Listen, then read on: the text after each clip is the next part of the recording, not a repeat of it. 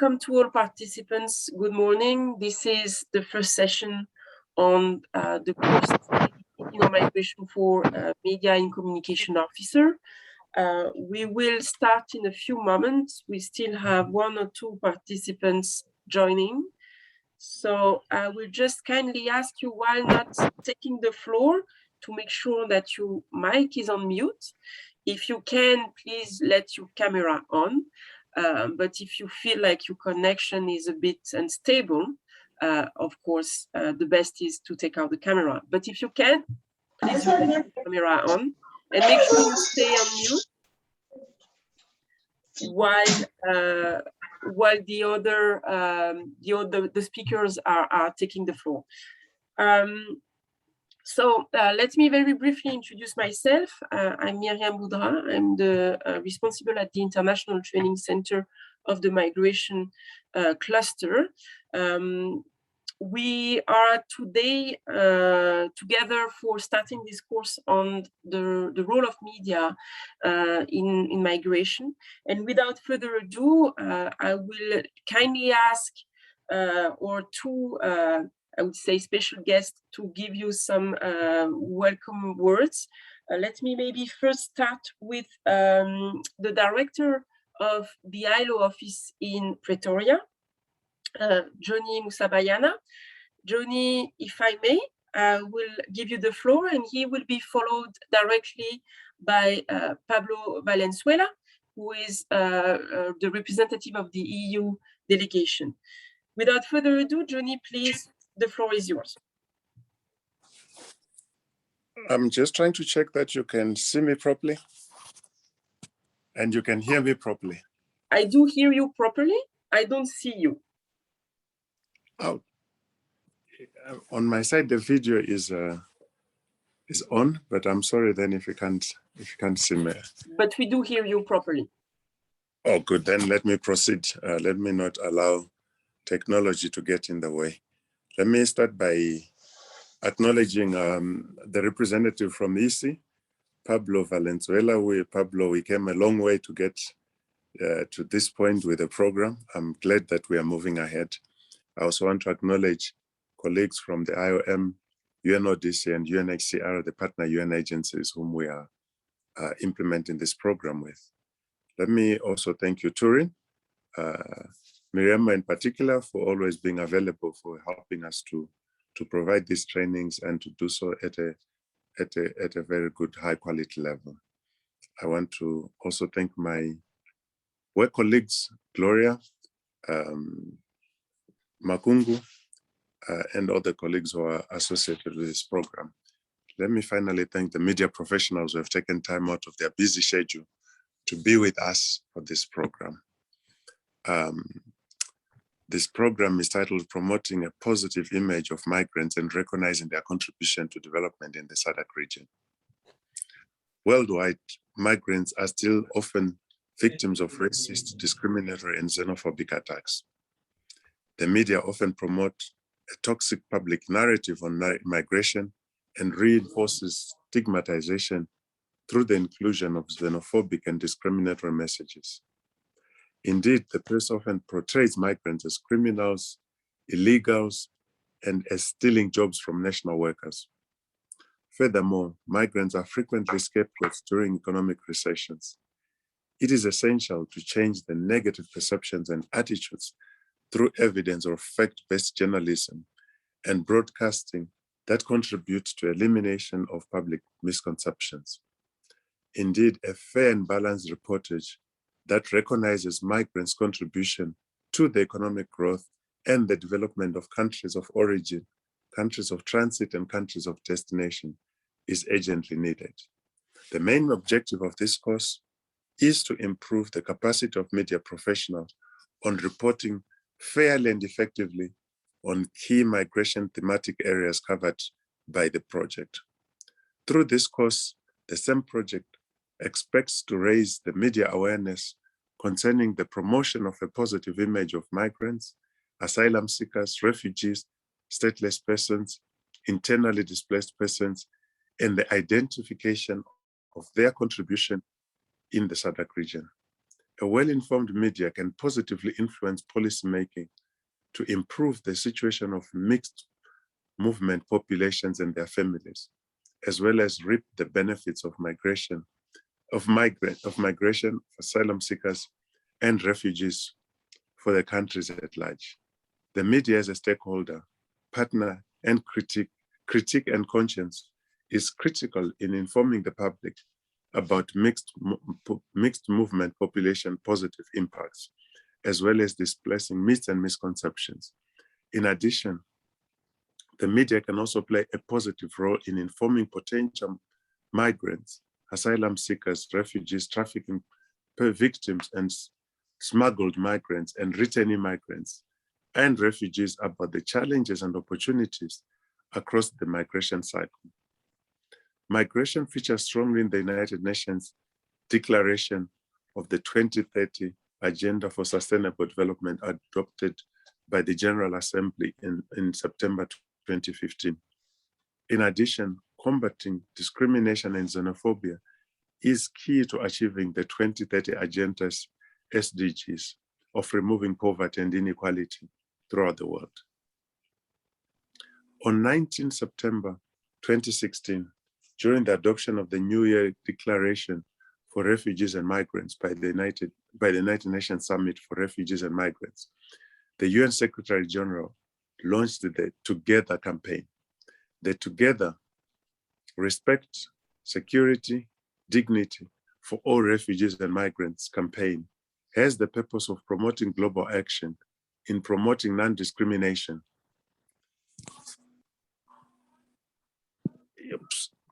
In promoting non-discrimination.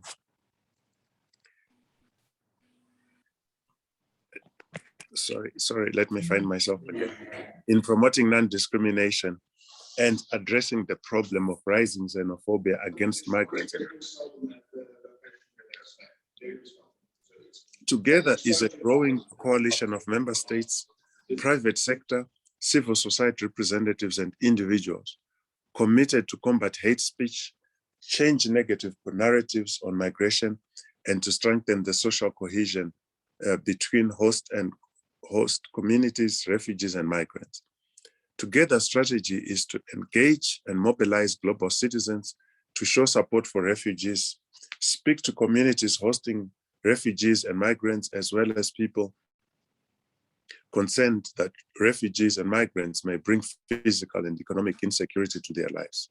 To create a strong, persuasive narrative for solidarity towards refugees and migrants, and showcase the shared benefits of migration to economies and nations, while also acknowledging the legitimate concerns of host communities. The host communities and refugees and migrants can also get to know each other better. In December 2018, 164 nations adopted the UN Global Compact for Safe, Orderly, and Regular Migration, which comprises 23 objectives. Objective 17 is highly relevant to this course, namely, eliminate all forms of discrimination and promote evidence-based public discourse to shape perceptions of migration. In December 2018, the United Nations General Assembly also endorsed the Global Compact on Refugees, which includes 4 objectives: ease pressures on countries that host large numbers of refugees, build self-reliance of refugees, expand access to third country or refugees through resettlement and other parts of admission, support conditions that enable refugees to return to their countries of origin. Migration today is largely linked to the search for a job and better wages. African migration flows are largely characterized by low-skilled movements to regional labor markets. In the SADC region, demand in economic sectors such as agriculture, fishing, mining, and construction are significant drivers of labor mobility in services such as domestic work, healthcare, cleaning, restaurants, hotels, and retail. Even if employment is not primarily the driver, it usually features in the migration process at some point. Thus, the importance of involving world of work actors ministries of labor, workers and employers organizations, and labor market institutions in fostering fair and effective labor migration governance overall. ILO and IOM's work on labor migration provides to world of work actors and partners with an integrated approach where migration is considered as an enabling development factor. Work involves bringing them together to establish labor migration programs and mechanisms that contribute to this objective. Since 2016, through its yearly global media competition on migration, the ILO recognizes exemplary reporting on labor migration. In 2020, the Joint Labor Migration Program implemented by the African Union, IOM, and ILO organized the African Labor Migration Media Awards with the aim to celebrate and honor African journalists committed to labor migration issues in their reportage. The SAMM project is planning to organize soon a SADC labor migration media competition, and is preparing the launching of 3 campaigns in 2022. 1, raising awareness on the protection of migrant workers in the SADC region. 2, promoting portability of social security rights for migrant workers in SADC. And 3, promoting a positive image of migrants and recognizing their contribution to development in the SADC region. And the 4th one, in 2023, the rights and responsibilities of persons of concern. Fair media reporting should consider balancing the various interests of countries of origin and destination and national workers, while at the same time addressing migrants' needs and vulnerabilities. It entails not overlooking the negative aspects of labor market situation of migrant workers. For example, often a hard reality of exploitation and violation of human and labor rights, while at the same time ensuring to show the advantages of diverse workforces and promoting the principles of non-discrimination in the employment and occupation, e.g. wages and other working conditions, as well as the principles of equality of treatment and equality of opportunity, and of equal remuneration for men and women workers for work of equal value. Recently, ILO published the 2021 Media Pay Gap Report that highlights that migrant workers in high-income countries earn about 12.6% less than nationals. On average, notable variations, however, exist among countries across different wage groups, with migrant workers earning as much as 42.1% less than nationals on average in Cyprus, and 71% less than nationals among low-skilled. The migrant pay gap has widened in many high-income countries compared to ILO's previous estimates. Among 20 countries with the most significant migrant pay gaps, the estimated pay gap has widened in more than half of them compared to the previous estimates, reported in the ILO Global Wage Report 2014-15.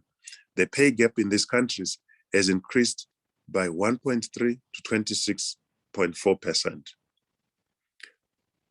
Migrant workers in high-income countries are more likely to work in low-skilled and low-paid jobs that do not match their education skills. This reflects the fact that migrants in high-income countries are likely to be affected by skills mismatch and have difficulties transferring their skills and experience across countries, in large part due to lack of adequate skills recognition systems for qualifications for migrant workers.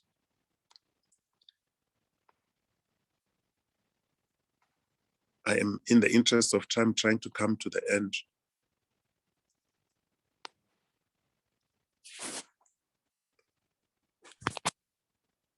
Sorry. Yeah.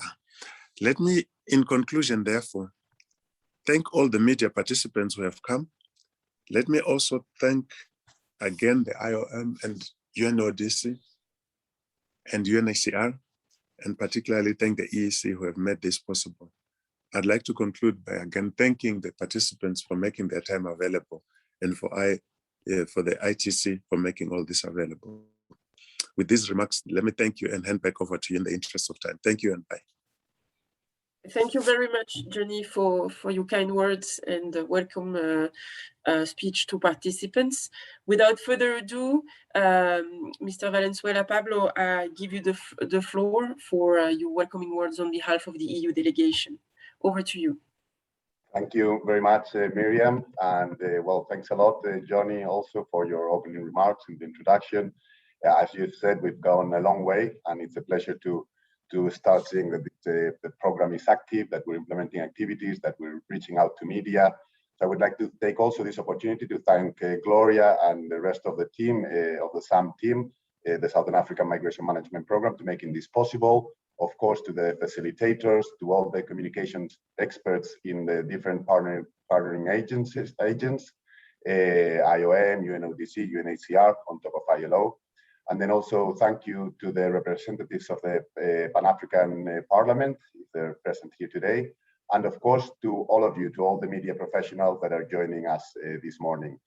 Good morning to all, bonjour, bon dia, or dumelang bahetsu, as we like to say here in Botswana, where I'm based. I hope you've all had a very good weekend and that you're full of energy and ready to start this virtual training. On my side, I did have a good weekend and restful weekend, and I'm honored to deliver very brief opening remarks here on behalf of the European Union, although I must say that I'm also a bit overwhelmed. And why do I say overwhelmed? Well, because I'm speaking in front of media people, of journalists, and therefore I feel that I'm sitting in front of very extremely powerful audience. As you well know, and probably in your careers, you've been told many times, as journalists, you play a critical role in the development of our society, and you have a huge power to influence public perception depending on the way you choose to present a story.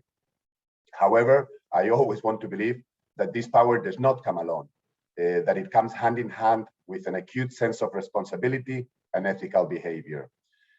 Journalists act responsibly when they report in a fair, accurate, and accountable manner. However, I understand that this is not always easy. When it comes to reporting on migration-related issues, it can be a real challenge for journalists because it requires to understand a very complicated matter where different cultures, ethnicities, and a complicated political and social backgrounds need to be considered. Being objective in such an emotionally and politically charged subject is not always easy. And as you very well know, every decision you make during the editorial process, from choosing the angles to your sources or the words you use, will shape the story differently. This is why I hope that the training that you're embarking today will help you with facing such a challenge and equip you all with the tools that will help you cover migration-related stories as accurate as possible, without prejudice or furthering hatred on particular groups in society. Ladies and gentlemen, dear journalists and media participants, mobility of people is part of the European values and project. In the European Union, we believe firmly that well-managed migration and mobility of people can offer substantial benefits for countries of destination as well as for countries of origin.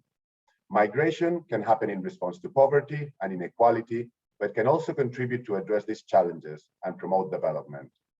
The collaboration between the European Union and the United Nations to implement the Southern Africa Migration Management Program is a clear example of our belief that improving migration management can have a positive impact in the development of the SADC region and its people. Finally, I am happy that the ILO, in collaboration with IOM, UNHCR, and UNODC, have managed to convene this media training as part of the activities under the Southern Africa Migration Management Program, the SAMM, as we like to call it. And I'd like to thank all the people that have worked hard to make this training possible. I hope that you as participants benefit from the course, and in the future you will continue engaged and committed towards, as the title of this training states, promoting a positive image of migrants and recognizing their contribution to development in the SADC region. So thank you very much. Merci beaucoup. Gracias. And I hope you have a very good training. Merci beaucoup. Thank you very much, Johnny and Pablo, for your welcoming remarks. And I think you're right. It's a very interesting and very exciting activities and training we have in front of us for the upcoming weeks. I will maybe, before we move, I would say, to the meat of the course, give the floor to Gloria Moreno-Fontes, who is the technical chief advisor of the project, under which the activities is elaborated and implemented. Gloria, the floor is yours, and then we will present the different members, I would say, of the team for this this activity, and move to the next sessions. Gloria, please, the floor is yours. Thank you very much. Thank you very much, Johnny and Pablo, for your welcoming remarks. I think what I wanted to mention is the main objective and the specific objectives of the course, but I think Johnny has already included that in his opening remarks. So just wanted to remind you that the main objective, very briefly, is to improve the capacity of media professionals on reporting fairly and effectively on the key migration thematic areas covered by the SAMM project. I will be explaining those key thematic areas later on during my presentation, so I will not go into more detail. I take advantage of presenting my team. Well, first of all, I think it is important to present not only the SAMM team as a whole, but also mention that the communicators experts of each of the 4 UN agencies part of this project, UNHCR, UNODC, IOM, and ILO, have been key in making sure that we realize this course. So I would like to thank them specifically. I do not have all their names. Probably Makungu can help me with the names of all the communications experts of the different partner agencies. And very quickly, just mentioning that we have IOM represented by mainly by Mr. Tunde Omoyeni. UNODC, I don't see Jeptum Bergum here, but I see Banele Kunene. And UNHCR, Ms. Samira. Samira, I don't see you here. Okay, so that's what I wanted to say and to briefly introduce our colleagues.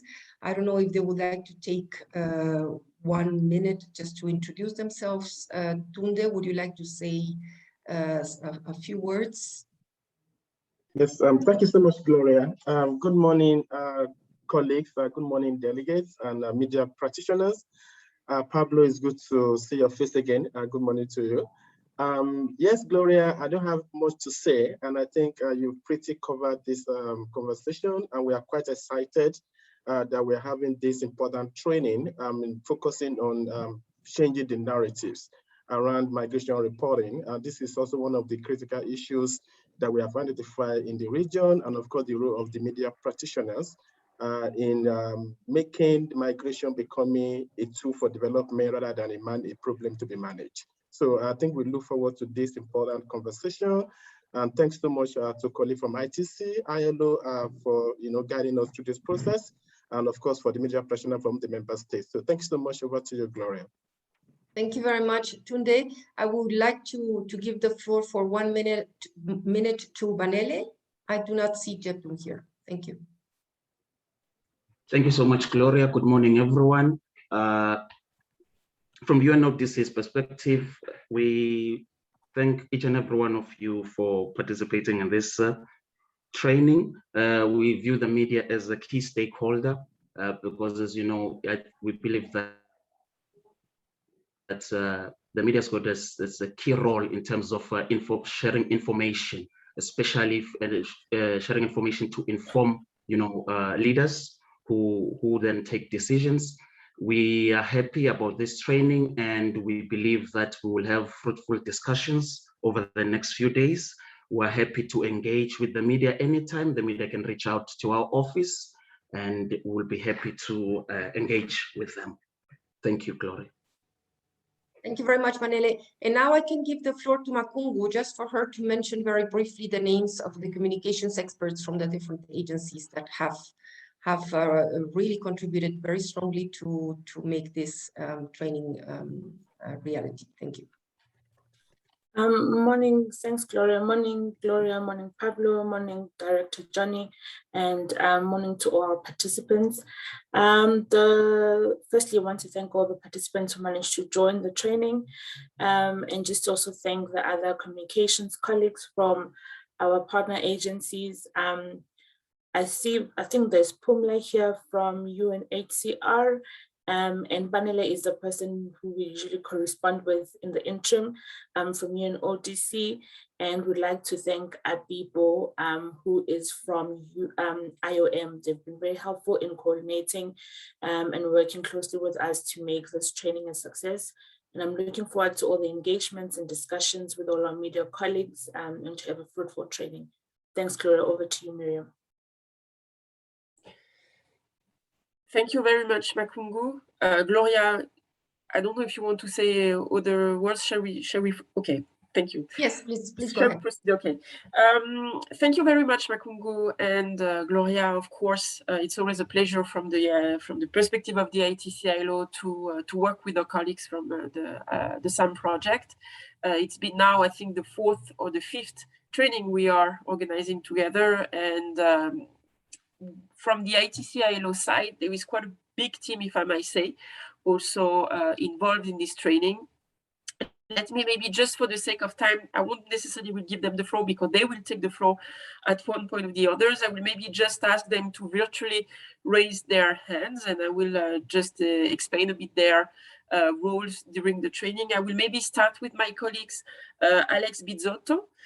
Alex, if you can just raise your hand so participants can also see you. Ciao, Alex. So, Alex, I'm quite sure you have been in touch with him throughout the preparation. He's the one beyond your confirmation, and he's the one, if you have any issues, you can contact. And maybe, Alex, I will just ask you in the chat box to put the migration mailbox. So any questions, please write to us. And please also make sure that we are available for any questions you might have on the content of the presentation. I've seen that already people are asking us if the material of the course will be available. Yes, of course it will. And it will be also available in different language, Portuguese, French, and English. Just for your information, you have, I think most of you maybe already get access to the eCampus. This is very key because everything is uploaded, everything is saved under the eCampus. So make sure that you are having access to the eCampus. If you're struggling for so, write to Alex and we will assist you in accessing to the eCampus. Let me continue maybe with Fernando Batista. Ciao, Fernando, maybe, yeah, I see you.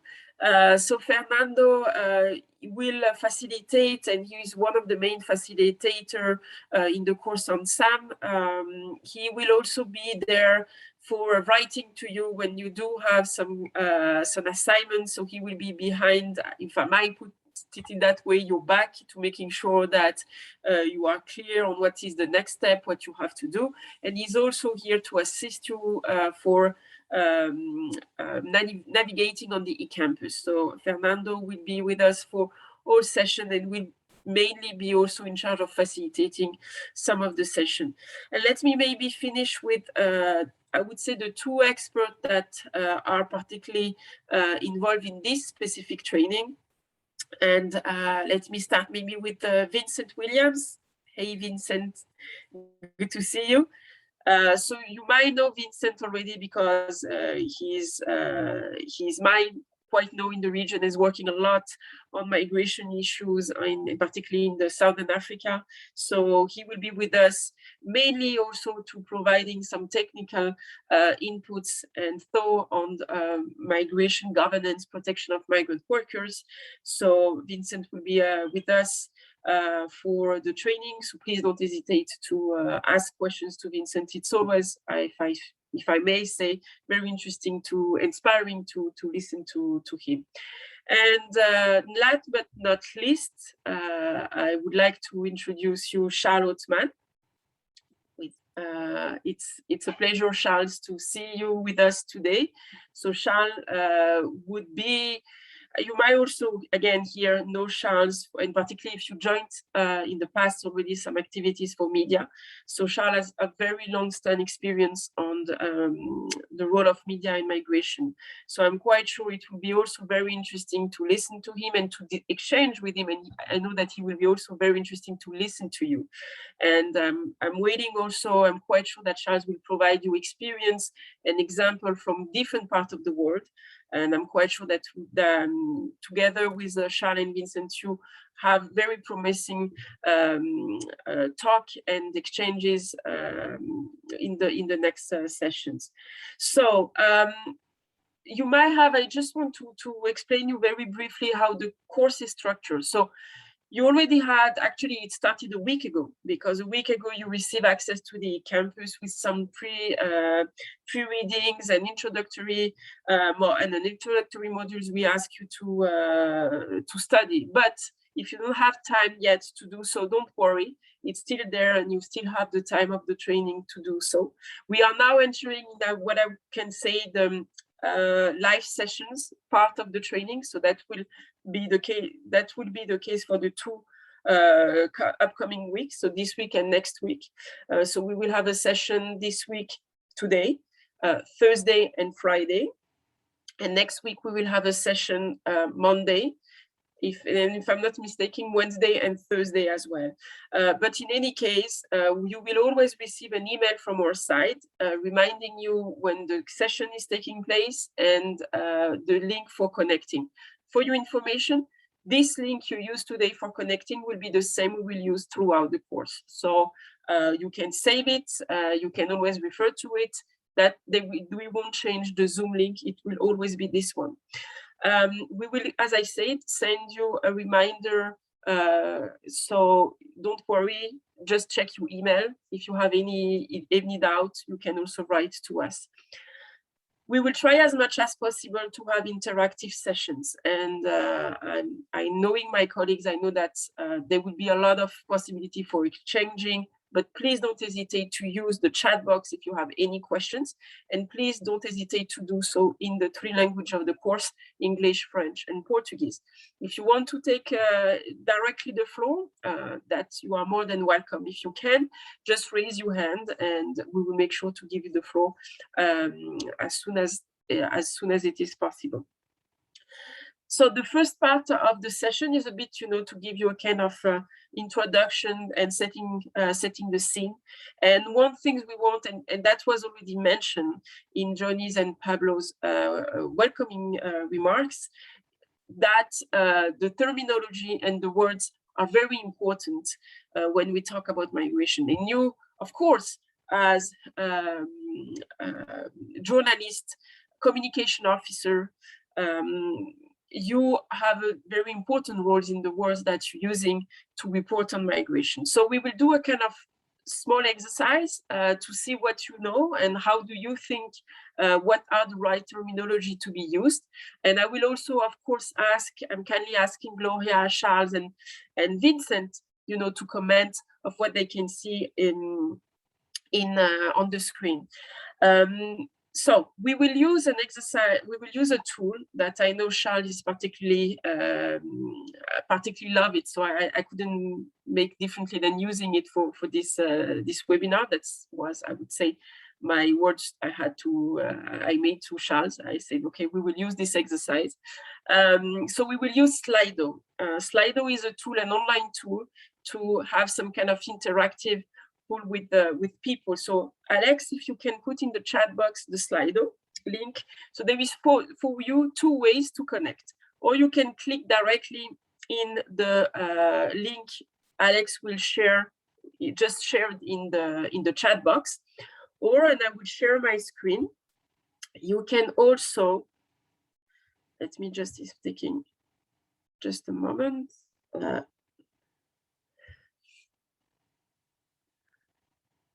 You can also use your phone, and maybe I'm just asking Alex, do you see my screen? Do you see the Slido link? Yes? Okay, thank you very much. So two ways of connecting, or through the link Alex just sent, or you can use your phone, for instance, and join at slido.com, and the hashtag is media. You can also use the QR code if you want. And then you should see that there are some questions in your screen appearing. And that's the first question for you. So what is the word that you are hearing the most when someone is talking about migration? So just in one word, what is the word that you're hearing? So we see problems appearing. We will just wait a little bit. Illegal.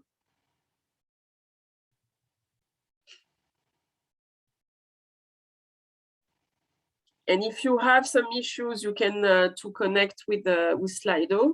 You can also use the chat box, but please, as much as possible, use Slido, because first we see it more on the screen, and also the more the words is said more than once, for instance, the bigger it appears on the screen. So we see fear. Very positive words so far. So I'm looking as well in the chat box. Troublemakers, see rights, illegal. So illegal, we see illegals coming bigger.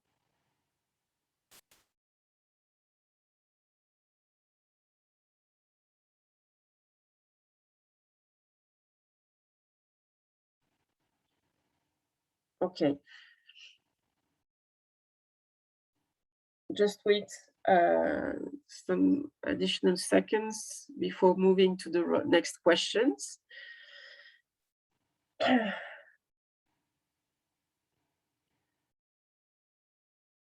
So for the time being, we see that the two biggest words are illegal and crime. So that is what you hear the most. And we see also appearing, for instance, job snatchers. Okay. So let me move directly to the next questions, and we will come back to that maybe with Charles and Gloria and Vincent a little bit later on for commenting. And that is now some real, I mean, if I may say, some questions we want you to reflect on. So what are the correct terminologies that I mentioned below? So irregular migrants, undocumented migrants, or illegal migrants. So right now, we have 50-50% saying irregular migrant or undocumented migrants.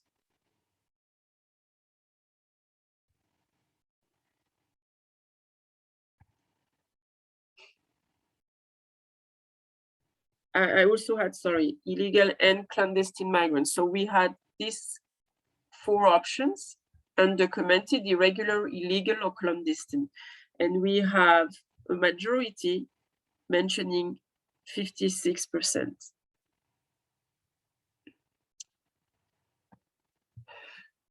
Can I maybe ask Charles, would you like to comment on the answer provided? Sure. Yes. Thank you, Miriam, and thank you everyone for participating today. It's good to see that illegal migrants is not getting a lot of votes, because obviously this is a term that is inappropriate when qualifying migrants who are in an irregular administrative situation. The fact that a migrant would cross a border without the correct administrative documentation does not constitute a crime, and therefore we shouldn't call such people illegal migrants.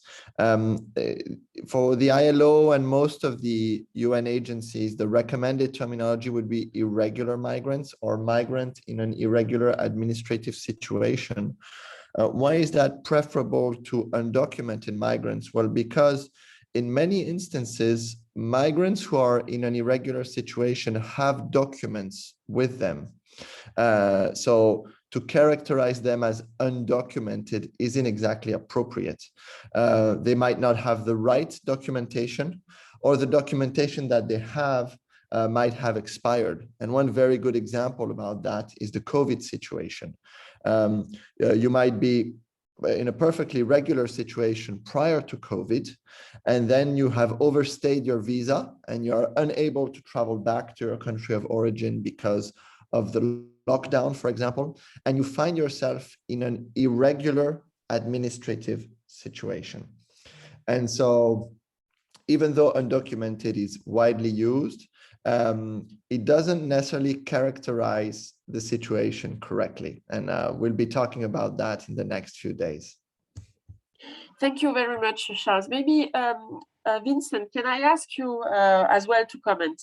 We see a minority, let's put it that way, a minority of participants using or putting illegal migrants are the correct terminology, yet in the previous questions, we see that the biggest word appearing on the screen was illegal.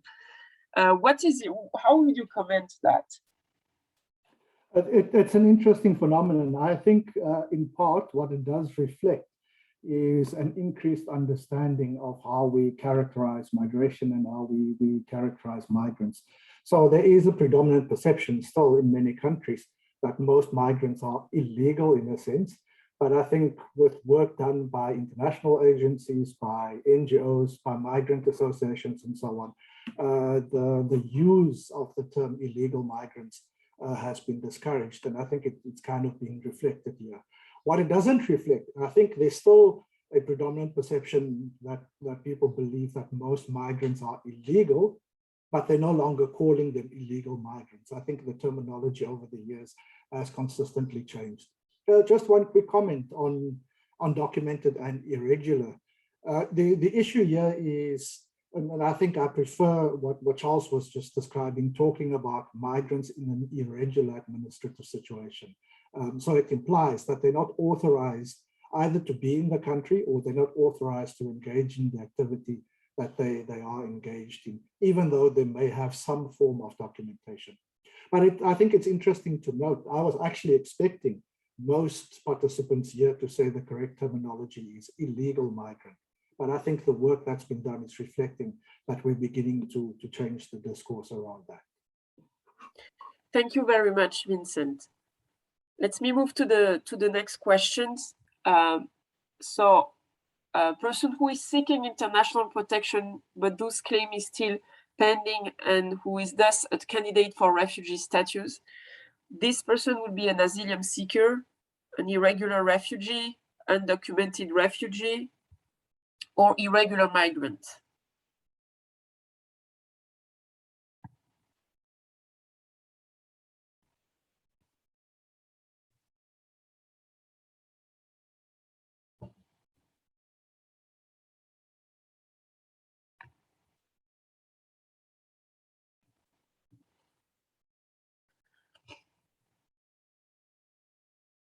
So we have a majority mentioning asylum seeker.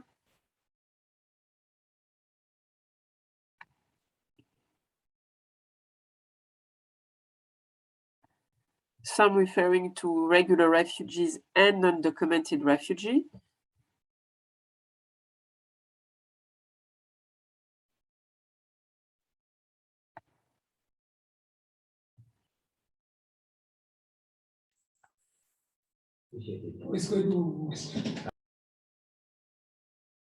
So I'm looking as well in the chat box where I see asylum seeker as well.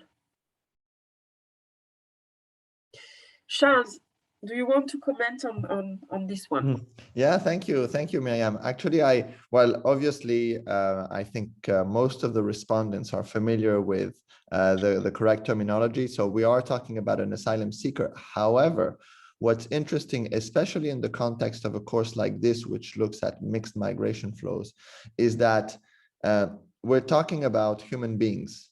And human beings don't like to be put into categories. And the problem is that when one is crossing a border, it's not always evident to say, oh, I'm an asylum seeker. And you might find yourself in an irregular administrative situation to be able to present your claim.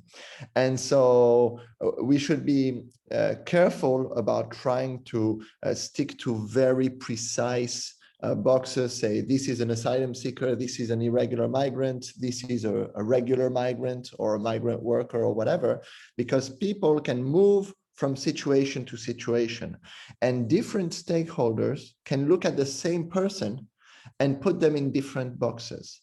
Maybe a law enforcement officer would look at someone and first look at his administrative situation and say, well, that person is an irregular migrant. He doesn't have proper documentation.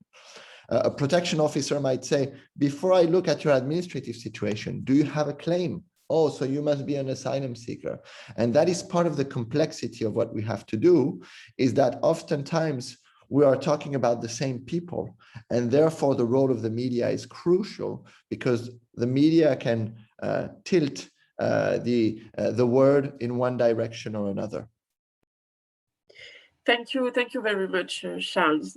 I propose that we move to the next questions, referring to a particular kind of workers, and according to you participants, which term is more natural and preferred? Are we talking about domestic helper, domestic workers, or maid?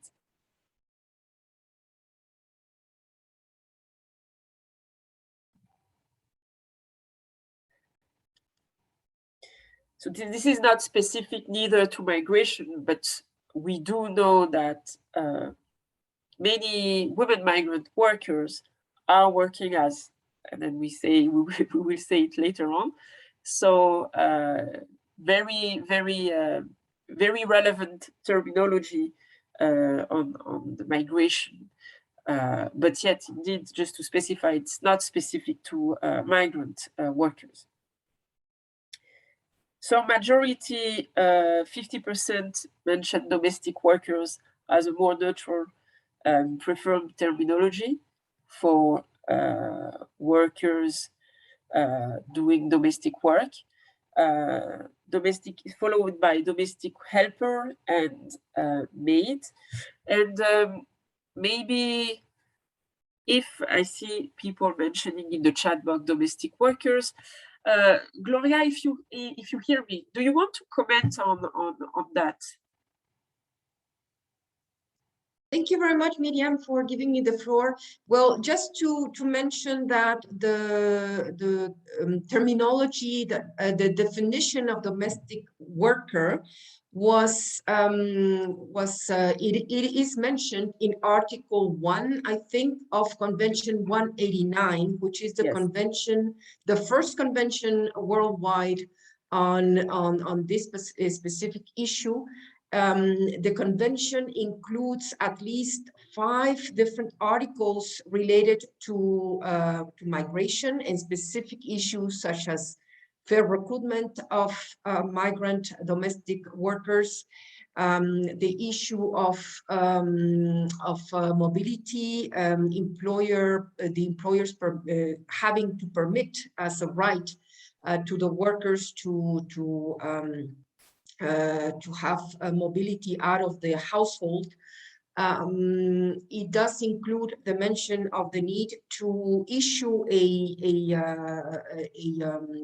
a contract, a model contract to the domestic workers, and of course the protection of Social Security, which is a very important issue in this case.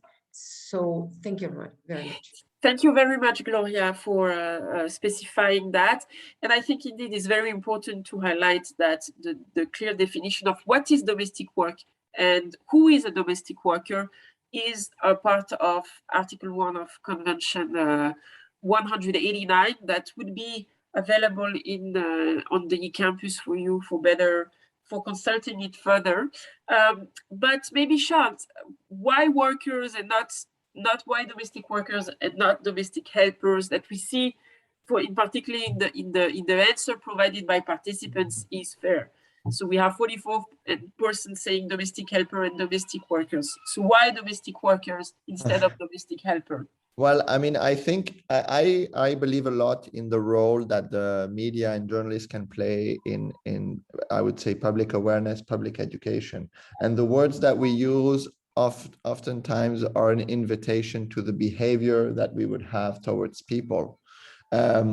When we talk about workers, well, we're implying that these people have obligations as workers, but they might also have rights as workers. You know, being in a household and doing domestic work, of course, it helps the household, but it's work. And I don't think our journalist friends or even yourself, you would like to be called a training helper or a media helper. No, we are all professionals, dedicated professionals, and we have rights and obligations. Over time, domestic helper, it has become in French, aide ménagère, and in many languages it's the same thing, and it's true that such words don't necessarily imply that people have rights. And when journalists use words, they should really think about what implication that means. Just going back 1 second to the discussion about irregular and illegal, what's the implication of calling someone illegal? Well, the typical answer that you would be looking for is a law enforcement. If you have a criminal, you would want to put that criminal behind bars, I would say. And so sometimes when we use words, we don't necessarily fully understand what are the implications of the words that we use. And that's very important. Just one last comment on domestic worker and domestic helper. It's true you were saying that the majority of domestic workers are women, but that's not true for all of them. There's also a lot of men carrying out domestic work, and a word like maid to characterize domestic work would tend to reduce it to one specific sex and maybe exclude other people from protection. Thank you very much, Charles, for these words, and I propose we move to the next questions. So that's the definition of one specific kind of migrant, a person who is to be engaged or has been engaged in a remunerated activity in a state of which he or she is not a national. Would that be a refugee, an asylum seeker, a migrant worker, or an international migrant?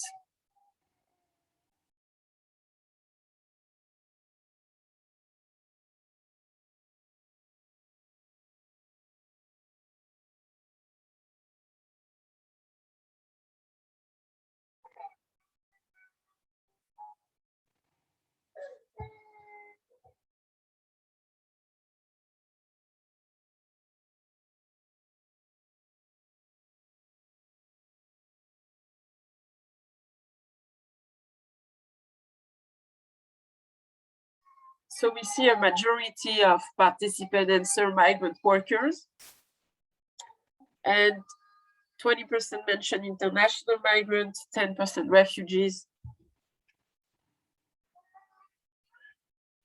So maybe can I ask Gloria if you want to comment on these questions? Sorry. Yes, thank you very much, Miriam.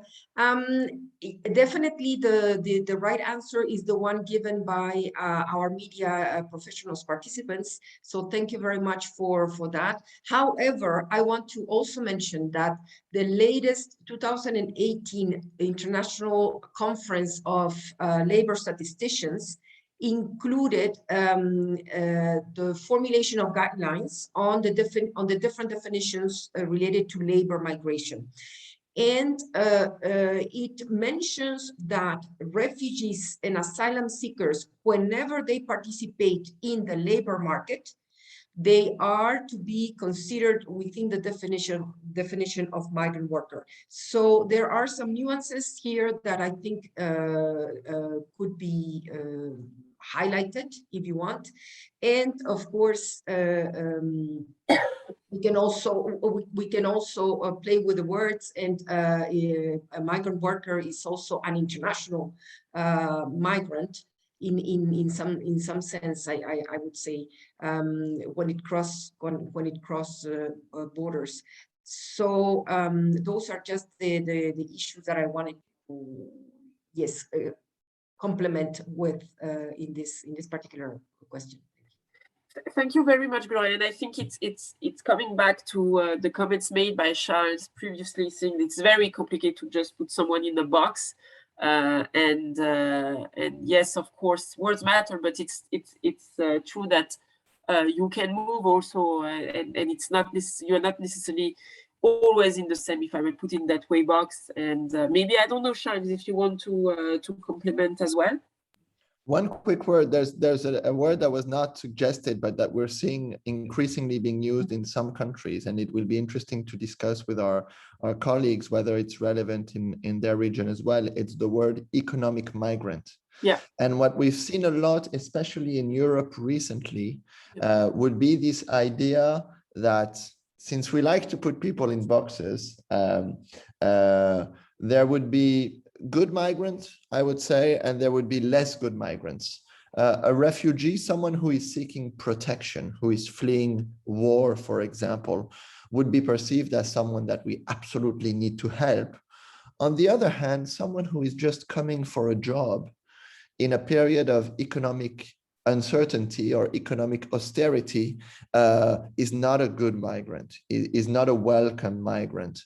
And this word economic migrant in Europe, at least, has become synonymous to someone who is just here to take the job or to put his weight on the economic system. And that is problematic also because we have to look at people with their complexity, and that people who decide to move never necessarily do it just for one reason. Thank you very much, Charles. I don't know if Vincent would like as well to comment on that, as you're referring at what we have seen in Europe and these words coming more frequently. And if you want maybe also to comment on maybe what you have seen in Southern Africa. Vincent, you want maybe to say some words on that? Yeah, thanks, Miriam. Let me just start following on from what Gloria was saying, that indeed migrant workers are also international migrants, but not all international migrants are migrant workers. And so, for example, students would be, who study in another country would fall in the category of international migrants, but they're clearly not workers. I think it's important that we also understand that very often there's some context to this, and someone in the group is just asking a question about expatriates, the difference between a migrant worker and expatriates. I mean, by and large, we're referring to the same people. It's someone who's living and working in another country, but it's the term that is used, expatriate as opposed to migrant worker.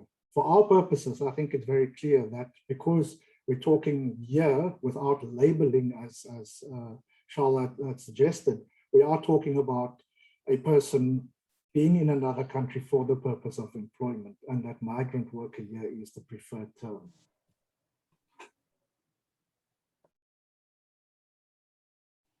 Thank you very much, Vincent. Let's move to the last, I would say, Yeah, next questions. All work or service which is extracted from any person under the menace of any penalties and for which the same person has not offered himself or herself voluntary, would that be decent work, forced labor, or internship?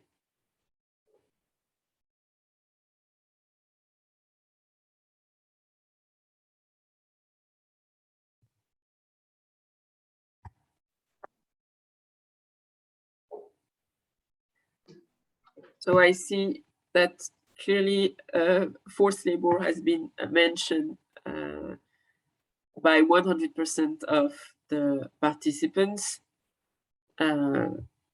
Charles, do you want to comment on that? It could have been internship in some cases, but without joking, Yeah, no. clearly Well, forced I mean, labor.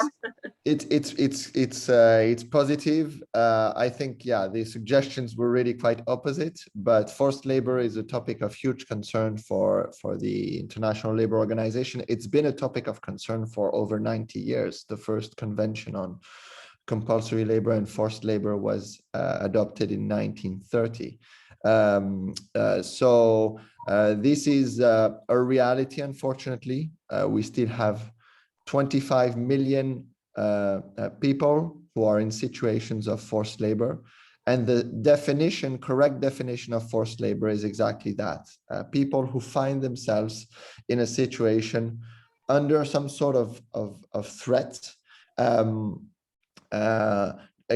doing work for which they have not offered themselves voluntarily, which means that they might have said yes, but they might have said yes through deception and unknowing that this would be the conditions of work. So we'll most probably get to talk a little bit about forced labor during these 2 weeks. It's a very, very important issue, and it is part of what we call the fundamental principles and rights at work. So yes, I'm happy to see that the participants are familiar with the definition.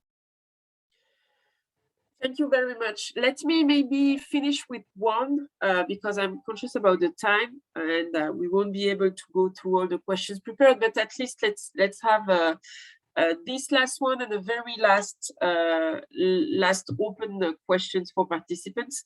So this one is to define workers in certain employment sectors by the amount they are paid. These sectors include domestic work, construction work, agricultural work, and other forms of manual labor that are considered dirty, dangerous, and difficult. So are we saying that our low-skilled workers, low-wage sector, unskilled workers? So what do you think is the proper terminology? And maybe while we will get the answer from participants, I will maybe ask Gloria to comment first on that, and followed by Charles and Vincent. Well, I think the question seems to be in two senses. First, the level of skill of the worker and how we want to call them, and then the difference between, if I see correctly, the different sectoral differences. I mean, in the definition of certain workers that go into those sectors. But anyway, the right definition here will be the second one, which is low-skilled workers. We should not be referring only to their wages. The skill should not be the skilled. I don't think should not be defining the way that the amount that they are paid. If am I getting it correctly? Probably Charles and Vincent can give other comments on this one. Thank you. Thank you. There was like a kind of trick, I have to say, Gloria. Yes. Just to follow yes, up. because it's about the wage, but also the skill. So yeah. No, just to say that, I mean, one important aspect is that in the different definitions that Miriam has showed, some of them refer to very specific legal instruments. And it's true, for example, when we talk about domestic work, it is defined in an international instrument. And so today, we're really encouraged to use words. Others are more, I would say, topic for discussion. I wouldn't say necessarily that in this case, there is a fully appropriate word or an inappropriate word. I think what Miriam was suggesting here is that we tend to associate the fact that people working in low-wage jobs with the fact that they have low skills or no skills at all. And one of the big discussions that is happening right now in the world of work is the fact that there are skills associated with any type of job. And the fact that you are working in an industry that is considered dirty, dangerous, difficult, does not mean that you are of lower value than when you work much more prestigious. And we should be very careful of categorizing workers as unskilled or as low skilled just because they are working in low paying jobs. And the last, it's not here, and it would have been surprising if it were, but there is one term that has completely appeared with the COVID-19 pandemic, which is the word essential worker. Essential worker. And the funny thing behind that word is that when we look at our societies, those same essential workers, which are essential to our economies, are often working in low-wage sectors and considered by most of society as low-skilled or unskilled workers. And that is very interesting in food processing, in domestic work as well, in transportation, activities that if you stop, the whole country stops working. And we'll get to talk about this in the next couple of days, but there's really a lot to build from how we have observed COVID-19 pandemic and how our economies have adapted to that, to reconsider some of the most important workers in our workforce.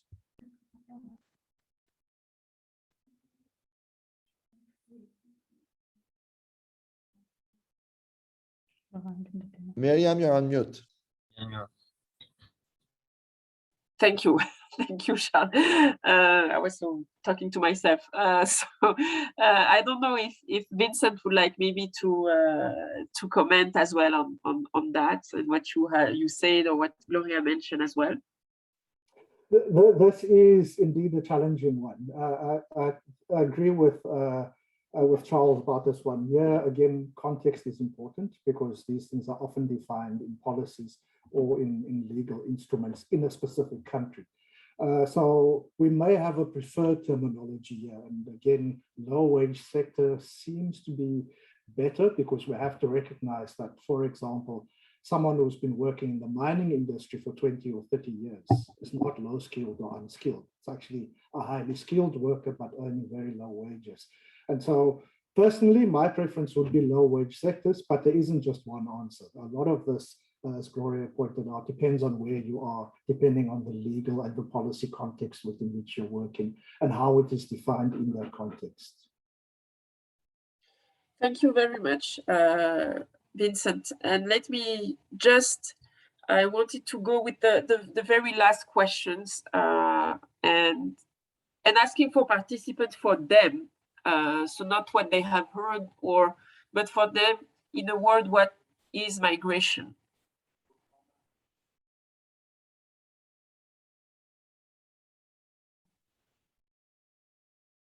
So we have Hope appearing.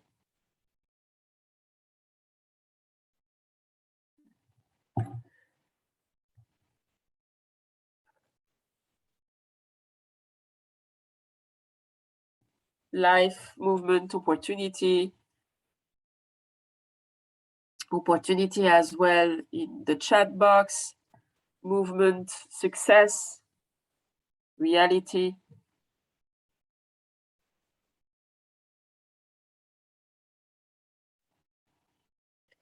And maybe I will closing this small exercise, and also asking or my colleagues to comment from the first word cloud and the first questions, and maybe this last one. It's for me very interesting to see how in the first word cloud the terms used, the words used were very negative, while here we see a lot of positive words, hope, or if not positive, at just the success is very positive, skills, life, opportunity. So I don't want, maybe Vincent, let me start with you. You want to comment on that?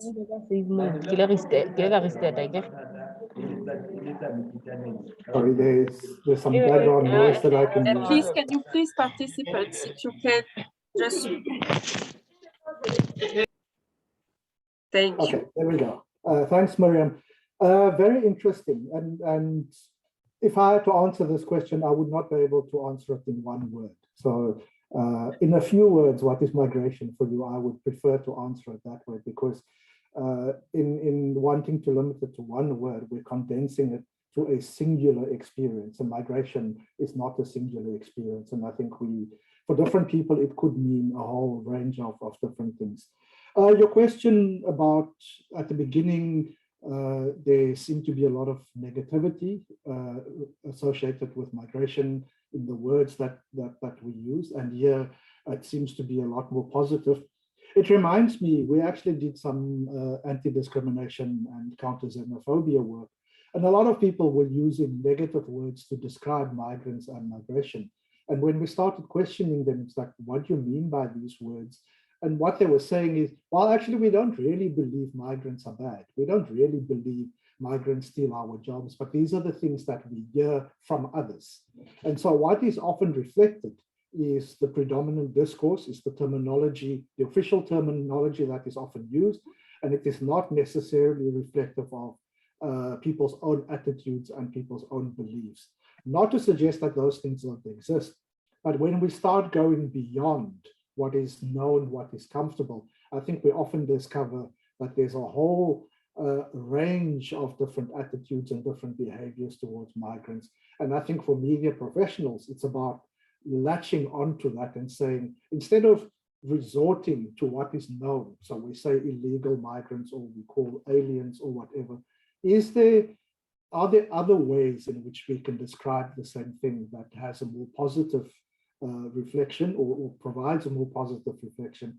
And I think it's a lot of the time we get stuck in what is known to us, and we don't explore beyond what is known. And I think it's very interesting, and we see it here, is once we begin to dig deeper, we actually find different expressions, different words. We attach meanings, different meanings to specific words and so on. And so I think the course is going to be particularly interesting in exploring those sorts of dimensions, where rather than just accept the obvious, that we dig deeper and we find what is often hidden from our own view. Thank you very much, Vincent. Maybe Charles, if you want to comment, and then I will. Very, very quickly. I mean, I go back to my last comment I just made earlier about what we can learn from the COVID-19 pandemic. We live in a world of migration. I think everyone clearly knows that and understands that. The fact that people can move, especially prior to the COVID-19 pandemic, it's really an evidence. It's not, access to mobility is not the same, and there's a lot of inequality behind mobility. But what I find very interesting with what we've been going through in the past 2 years is that we've been forced to experience what it is like not to be able to move, what it means to society. I'll give you one example. I'm French, and in France, we started to panic a couple of weeks after the beginning of the first lockdown because we did not know how we would be able to harvest our crops, because we have become reliant on migrant workers, seasonal migrant workers for harvest. It was very interesting how, in a hurry, we tried to open up a program saying to French citizens, since you're at home, you cannot go to work because of lockdown, do you want to go in the fields to harvest crops? And we realized that we had lost most of our know-how to harvest, and we had to bring in people, if I can say so, very quickly so that the harvest wouldn't be lost. And this, I think, has changed a lot of perception within society, even though migration, and more than migration, the toxic narrative around migration for political gain is still very predominant in most of our societies. And I hope that in the next couple of days, we can also collectively reflect on what this pandemic, these periods of lockdown, these periods of not being able to move means to us in interconnected economies, whether it's within our countries, but also within the regions where we live in. I think we have a lot to learn from that. And as media professionals, there is most probably a lot to tell to our audiences so that they can relate to this period and have a better understanding of the contribution of migrants to their countries. Thank you very much. Miriam, if I may, just following up on what Charles was mentioning, France and many other countries were also very quickly trying to introduce regularization programs for migrants in an irregular situation. So, and also even temporary programs, and even visa facilitation of visa for certain types of workers. So in a way, the COVID-19, even if the whole picture that we see is more about the blocking of borders, the strengthening of that border control, we also see a lot of I would say positive reactions in that sense. And I think this is something that we also need to continue discussing. Thank you. Thank you, Gloria. And I think you mentioned, Charles, and the point you just mentioned, indeed, referring to COVID, is also very interesting because it was also the same in Italy, for instance, and in US as well. It was quite important, which are some of the countries the more affected by the pandemic, and who also, realized that some sectors might very much affect by the lack of migrant workers.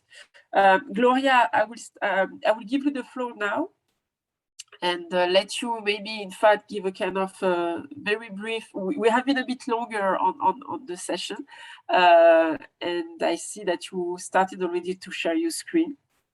So the floor is you to maybe give a kind of brief overview, and I would let Vincent and Charles comment it as well on some of your slide if needed.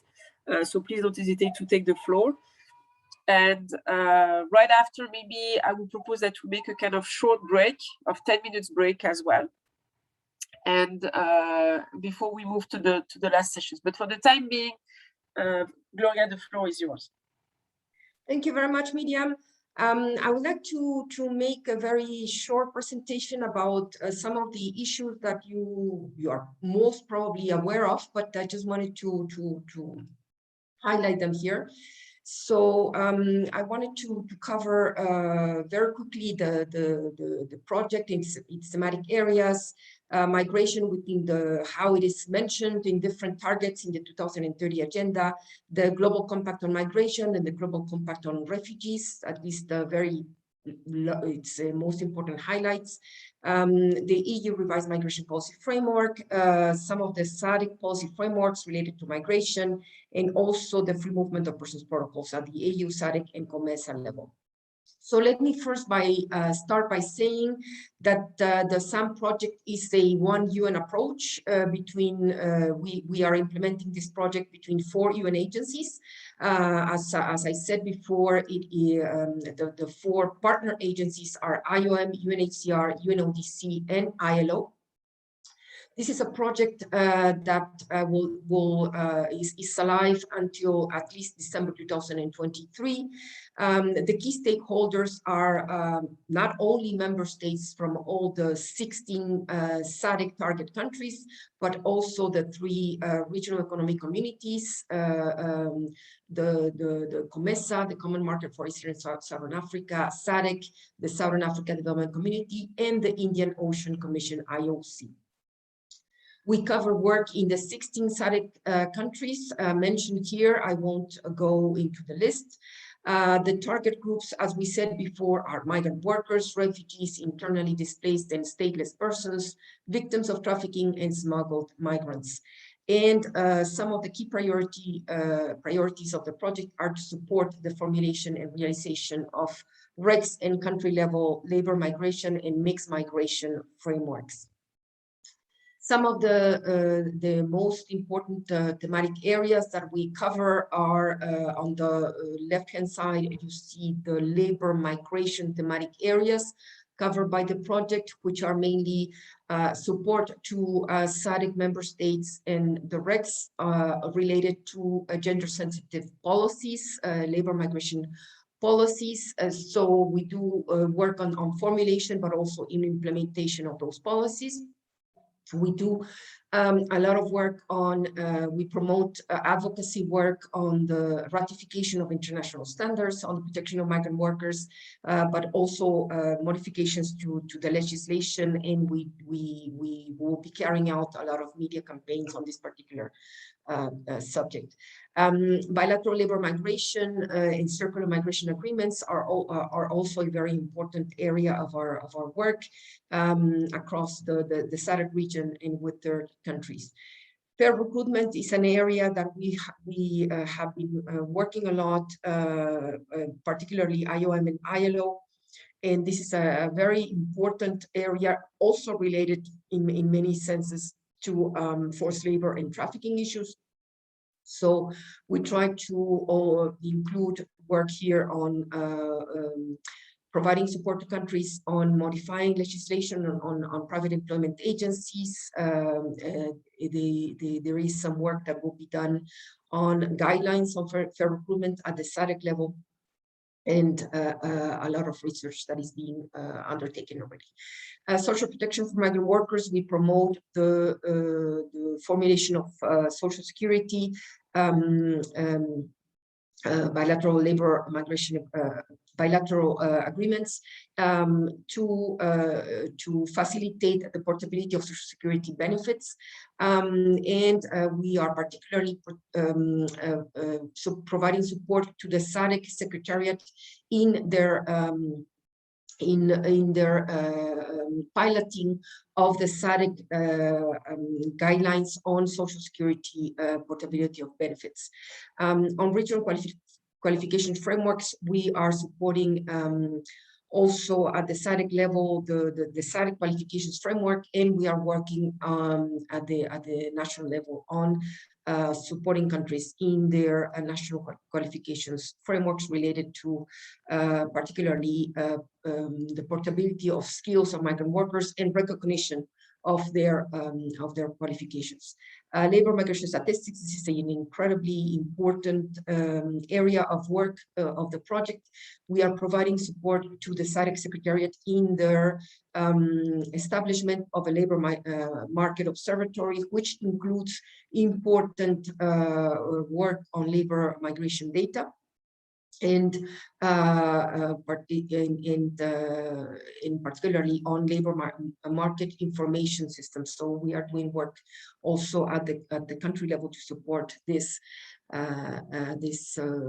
establishment of the labor market observatory in the SADC Secretariat. To go to the mixed migration issues, I wanted to mention that IOM, UNHCR, and UNODC are doing a very important work on related to the UN conventions relating to the status of refugees. This is mainly UNHCR, and to the AU Convention for the Protection and Assistance of IDPs in Africa. There is a lot of support provided to different countries in the region on formulation of policies and strategies for the protection and assistance to refugees and IDPs, and also support in formulation of institutional arrangements to provide assistance and protection to vulnerable migrants. Particularly UNODC and IOM are providing support to SADC in its implementation of SADC Regional Strategic Plan on combating illegal migration, smuggling of migrants, and trafficking in persons. And a lot of support also in general on mixed migration data and policies and programming.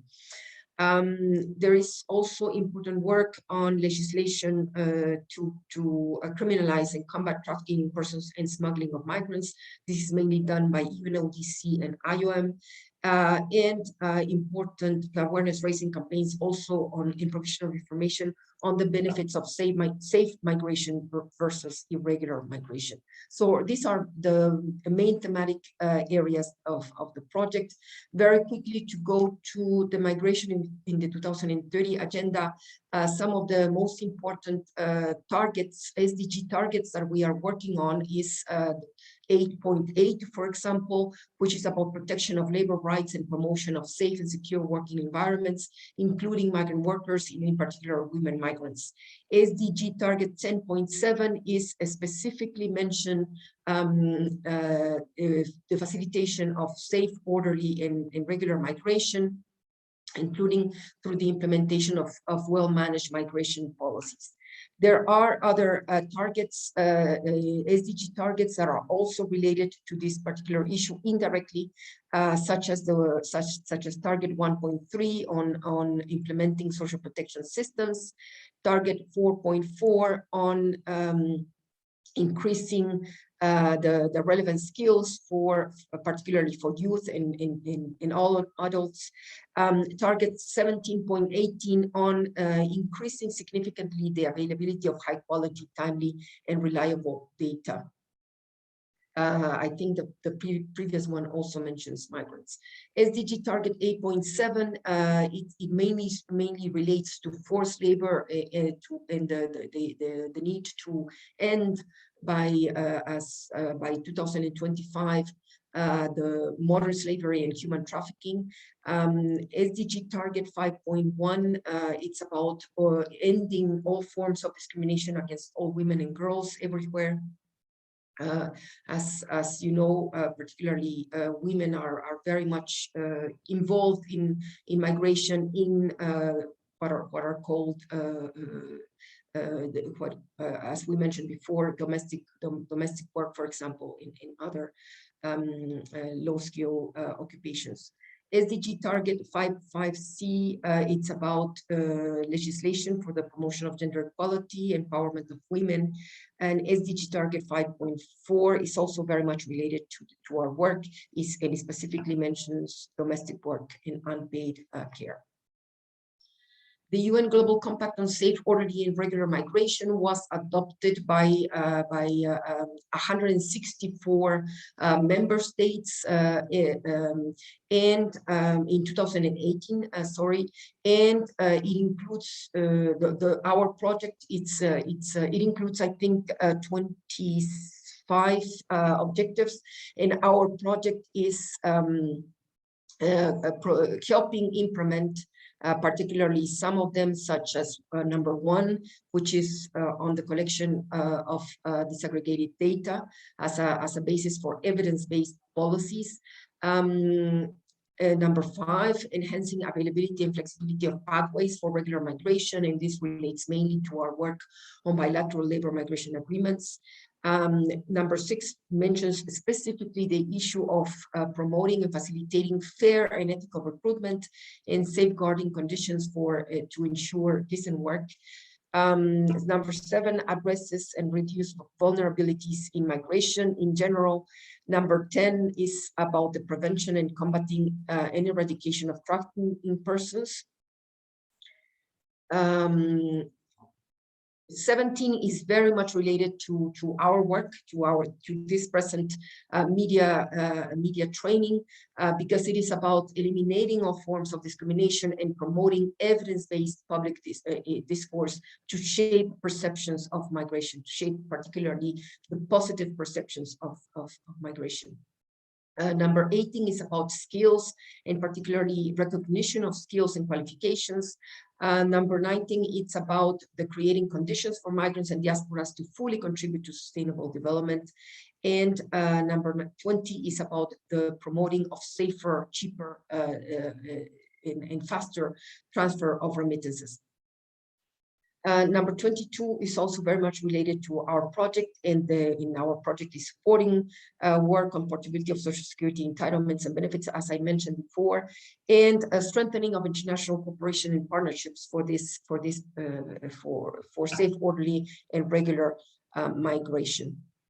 On the UN Global Compact on Refugees,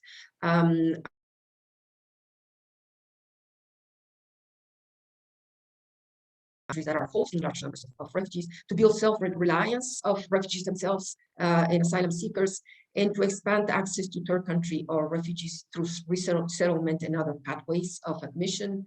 And the fourth one is to support conditions that enable refugees to return to their countries of origin. The 2018 AU revised migration policy framework was adopted, I think, in June 2018, and it includes specific components. I would just like to mention the one that are more relevant to us, to our project, which is our number 1, migration governance, labor, migration and education, diaspora engagement. Number 5, irregular migration. Number 6, forced displacement, which relates, of course, to refugees, IDPs, and asylum seekers. And I think that's mainly it. Here on my next slide, I would like to mention the policy frameworks related to migration at this policy frameworks at the SADC and COMESA levels. So the first one that I would like to mention is the SADC Labor Migration Policy Framework, which includes its Labor Migration Action Plan for 2020 and 2025. It was adopted by the SADC Secretariat very recently, and the project is importantly supporting the SADC Secretariat in its implementation. More indirectly, or in a broader context, it's also helping or contributing to the implementation of the SADC protocol on labor and employment. Now it has been just very recently replaced by the SADC Employment and Policy Framework. Also the SADC protocol on facilitation of movement of persons, the SADC Code of Social Security from 2016, and as I said before, the piloting of the SADC guidelines on portability of Social Security benefits. Also the SADC Regional Qualifications Framework and the COMESA protocol on free movement of persons that I will be describing more in detail just very soon.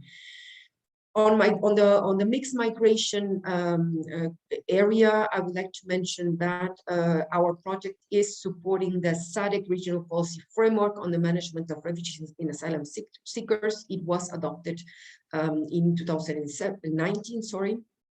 And also very importantly, it's supporting the SADC Regional Strategy to combat illegal migration, smuggling of migrants, and trafficking in persons.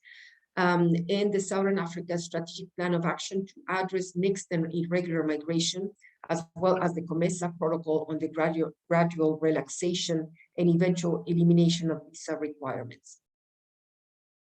I would like to mention that the AU Free Movement of Persons Protocol was adopted in 2018. It's not yet into force. It requires 15 ratifications. It has only been ratified by 4 African Union member states. It has been signed by 32 of them, but only ratified by Rwanda, Mali, Sao Tome and Principe, in Niger. So there is a lot of way to go to achieve those 15 ratifications for the protocol to enter into force.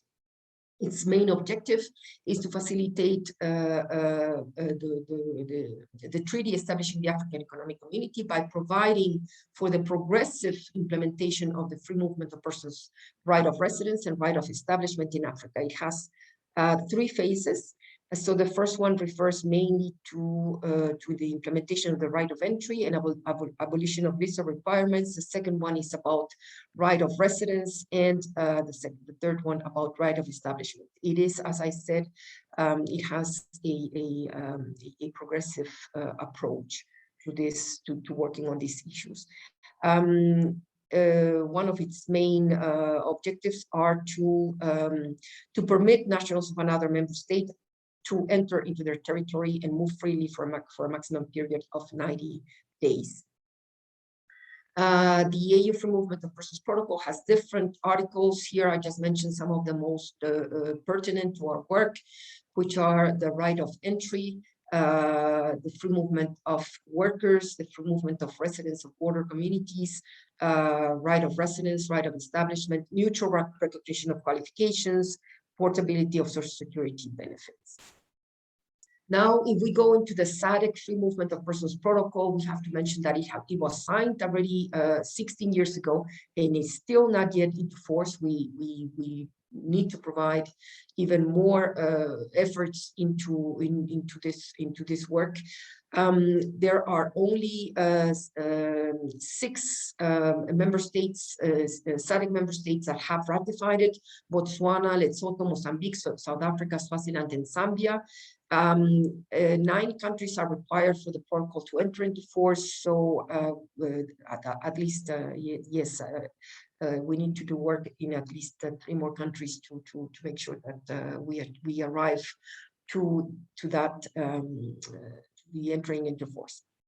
The overall objective is very similar to the AU Free Movement of Persons Protocol, of course: progressive elimination of obstacles to the free movement of capital and labor, goods and services.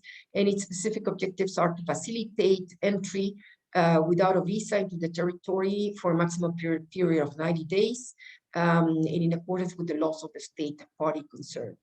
The second specific objective is for permanent and temporary residence in the territory of another state, again progressively, and establishing of member states nationals, and also for work in the territory of another state.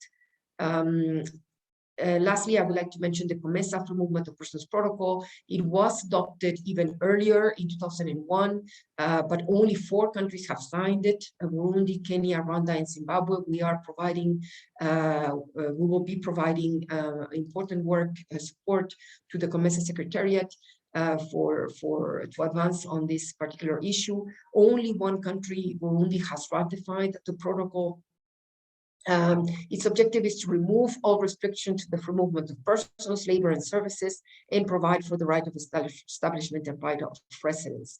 And it's also to be implemented in 5 stages.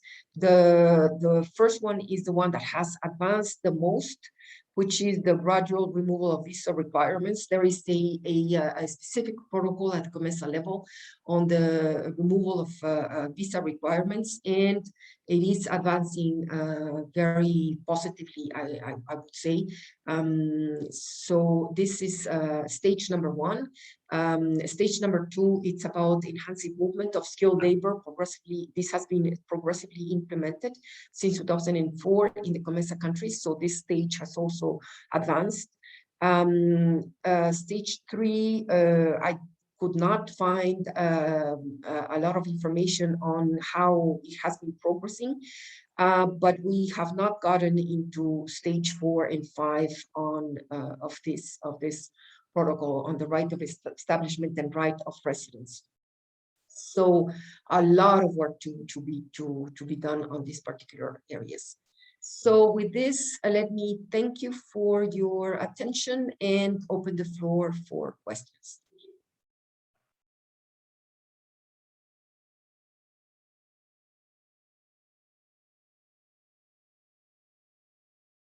Over to you, Miriam or Charles and Vincent. Yes, please. Sorry. Thank you very much, Gloria, for your presentation. Just to reassure as well that to our participants that your presentation will be available on the eCampus. So again, refer to it later on if needed. But still, just before, I would propose that to make a very short break for also allowing our interpreters to rest a bit, and also our participants, because it's already have been quite a intensive first sessions. But before so, if you do have questions for Gloria, please raise your hand. And I also ask if Vincent and Charles want to comment on or add on what Gloria mentioned, please don't hesitate.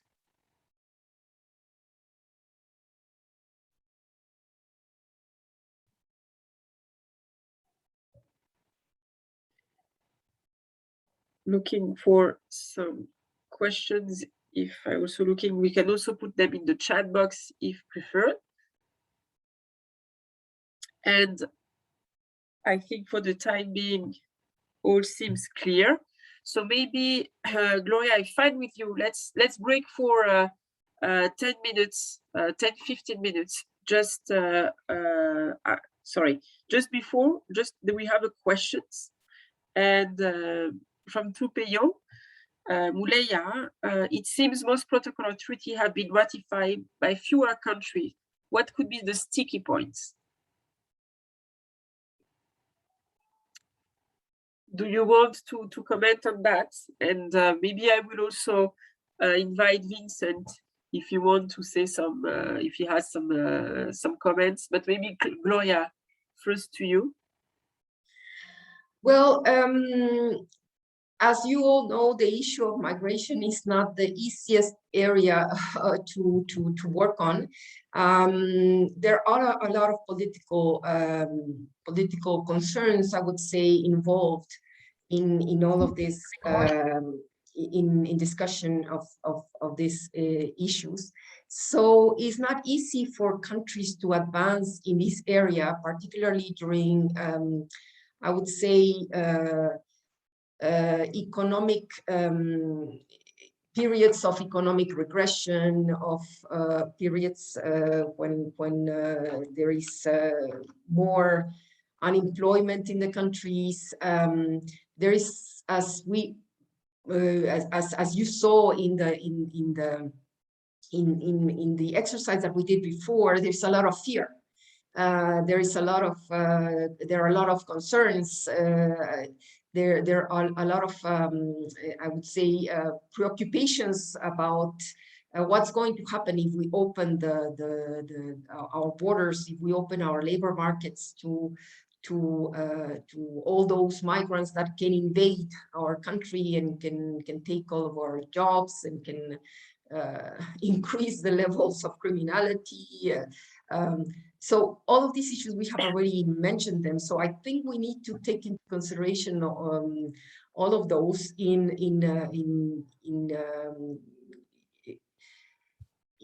valuing how difficult it can be also for our political representatives to advance in this particular area. Probably also an issue of doing more in terms of getting to know the protocols, getting to know the different policy frameworks better. I think projects such as the SAMM project can provide a lot of support in advocating and in doing a wider dissemination about them. So I think we do need to work in different fronts. I don't know if Vincent, you would like to complement what I'm saying. Thank you. Yes, indeed. Thanks, Gloria. And yes, I fully agree with you about the level of fear and anxiety that many governments have if they were to ratify the free movement protocols or some of the other instruments, the concerns they have about the impact that this could have on the economy. And a lot of that is economic, but as you indicated, a lot of that is political as well. So concerns about how their citizens would react if they seem to be opening the doors to, as they talk about, millions of migrants who are going to take jobs and engage in criminal activities and so on. There's also, I think, a more fundamental political issue at stake here. And this is, in part, a misunderstanding on what these protocols provide for. So if we look at, for example, the SADC protocol, if we look at the COMESA protocol, if we look at ECOWAS, if we look at the African Union instruments, all of them have a line that actually says that whatever is in this protocol or in this framework is subject to the national policies and legislation of member states. And what that means is, even if a member state signs and ratifies the appropriate protocol, they can actually maintain their existing policy and national legislation. They do not have to change that, right? They're encouraged to do so, but they do not have to do it. But what it reflects is the concern that member states have about their sovereignty, because there's the misunderstanding that if we ratify these protocols, our national laws and policies will be determined by the member states collectively, as opposed to we can design our own policies and legislation. So sovereignty as a political issue is at the heart. The question the person asks is, what is the sticky point? I think for me, even with all the other concerns, the issue of sovereignty is at the heart. And my engagement with government officials, that's usually what they say, is we don't want other people to determine our national policies and legislation. We want to have control over what happens in our own countries. I've spent many years trying to persuade government officials, have a look at this line. You are encouraged to change your policies and your national legislation, but actually you are not required to do so, which, if one thinks about it logically, it defeats in many ways the objective of the protocol, which is that member states need to govern migration collectively, but you're still making provision for them to do so as individual member states. So it's a huge problem. And I mean, my work around the SADC protocol on the facilitation of movement of persons has been precisely around this issue, which is, if we're serious about integration, if we're serious about facilitating economic development within the region, there's going to have to be some sacrifice in terms of national sovereignty, because you cannot, the expression I often use is you cannot have your cake and eat it. You cannot want to be an integrated region, but yet you want to stick to your own national policies and legislation. And I think maybe I'm being overly pessimistic, but I think it's going to take a few more years for us to get to the point where governments are saying we are willing to give up part of our sovereignty in the interest of integration, in the interest of common development throughout the region. Thank you very much, Gloria, Vincent. There are still 2 questions in the chat box, but can I propose something? Let's have a break of 10-15 minutes, also for having the interpreters, recuperating a bit, And I would encourage all the participants, if you still have questions, to use during this kind of 10-15 minutes to put them in the chat box. And before we move to the next sessions, we can take an additional maybe 10 minutes to answer to your questions in that time, also whether Charles, Gloria, and Vincent can have a look, and if they want, of course, and comments, once we return to the sessions. we will start with your questions. So let me break for 10 minutes. Let's coming back at 10:45 Pretoria time. Let me put it in the chat box. So 10:45 sharp, and we will address the questions that are still in the chat box. And if you want to use these 10 minutes also to add or ask your questions, please don't hesitate. See you in 15 minutes, 10 minutes more or less.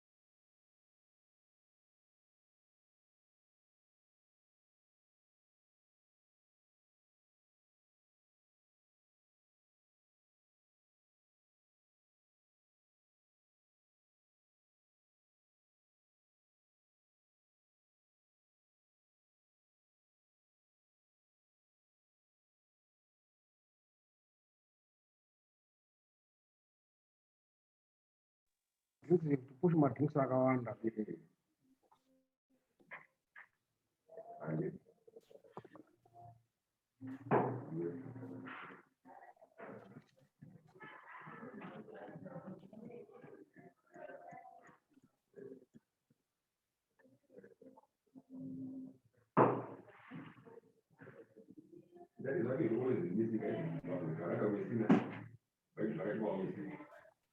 Yeah.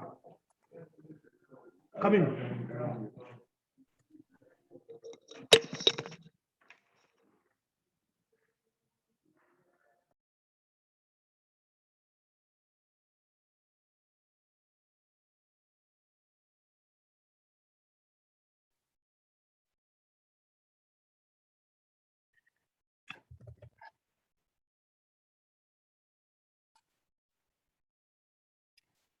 Hello to everyone. It's now 10:45.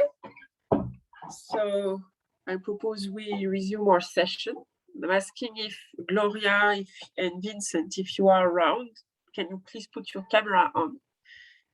We do have more questions from participants. I see that Charles is back, Gloria as well.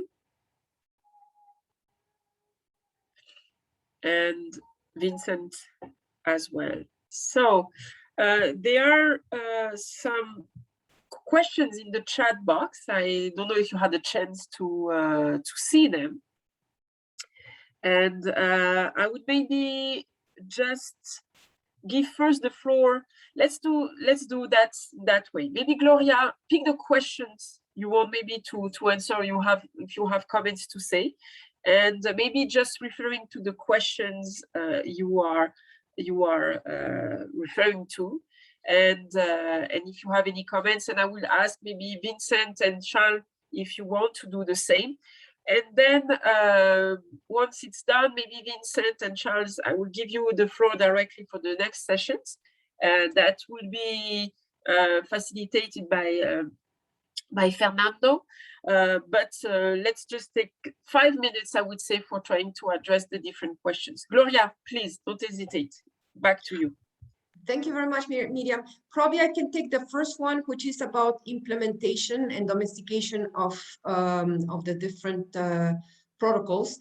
I would say that this is always we mentioned how difficult it is to ratify, but it is even longer, and I would say well, it is not an easy task either to domesticate the different legislations and protocols. It does not only take time, but we do need to, find also the funding to support the countries to do it. It's an area that requires a change in legislation, which can take at least a year. Finances in terms of human resources and other necessary finance to make sure that there is a proper implementation of that protocol at the national level. And also, of course, you need the support, the technical support in case that is needed at the national level. So you need to put together, if possible, action plans and work with the countries on this particular issue if they ask international agencies for support. So it is a challenge that we also need to consider, and as I said, it can take several years to really show fruits and yes, ensure that the proper work is being done. I would like to suggest that the second question is taken by Vincent, which is on the SADC region on economic and development disparities, and if possible, Charles, the third one on main issues associated with naturalization, if possible. Thank you.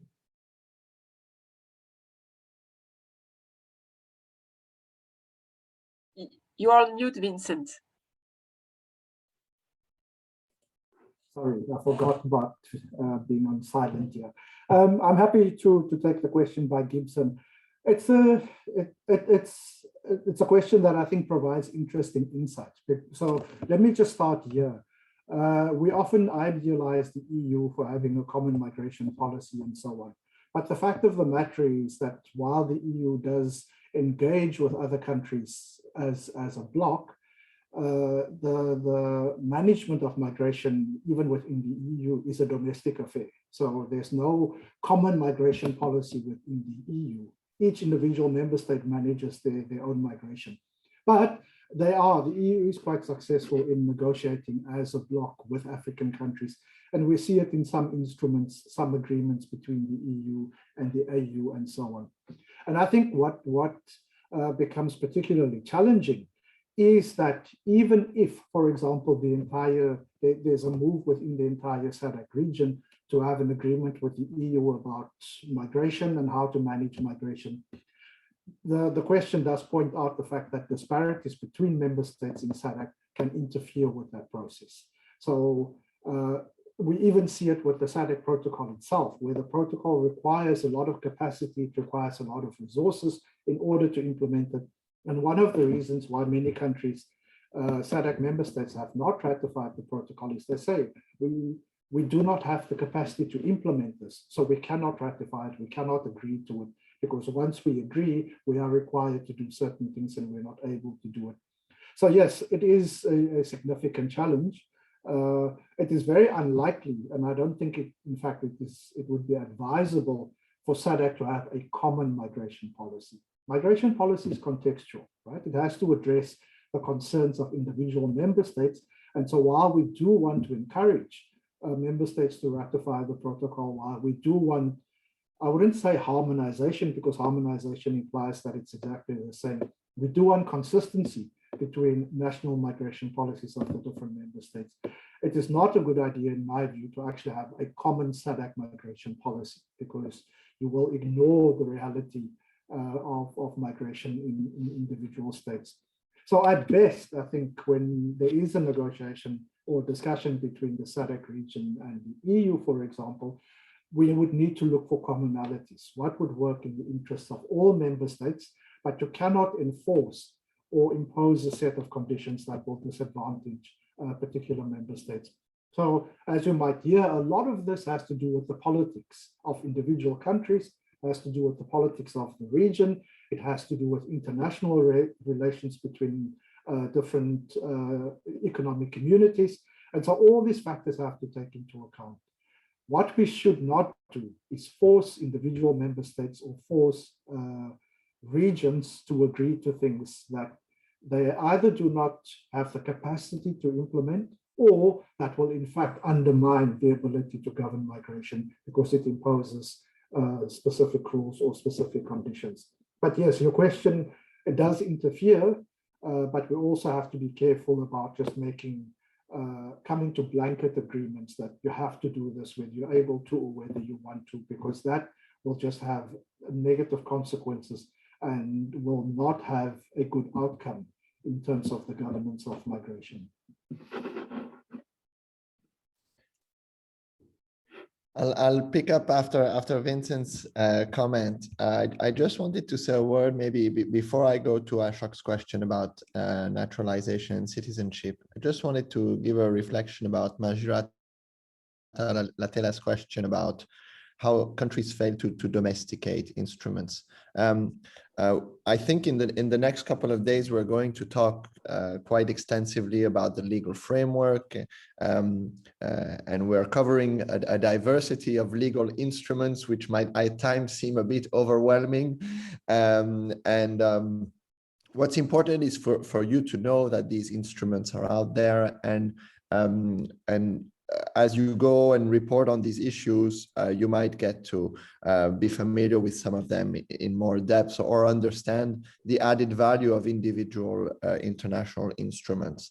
But I also want to raise the flag that ratifying a given instrument doesn't mean that a problem is solved. And so as you grow your expertise on these issues, you also need to identify some resources, some spaces where you can actually find information to find the discrepancy between the commitments of a given member state or of a given country and the actual implementation on the ground. I think we'll have the opportunity to talk a little bit about international labor standards, how they play a role. And the ILO has a very interesting platform and a very interesting system with its supervisory bodies that can help journalists actually track what is the progress that still needs to be made for a country to implement a given instrument appropriately. So we'll get to talk about that, but Majirata, your question is very interesting because I think this is exactly where journalists and communicators need to play a role by identifying shortcomings in the domestication and in the implementation of protocols or conventions, and not just in advocating and pushing for ratification as, let's say, the key to any given problem.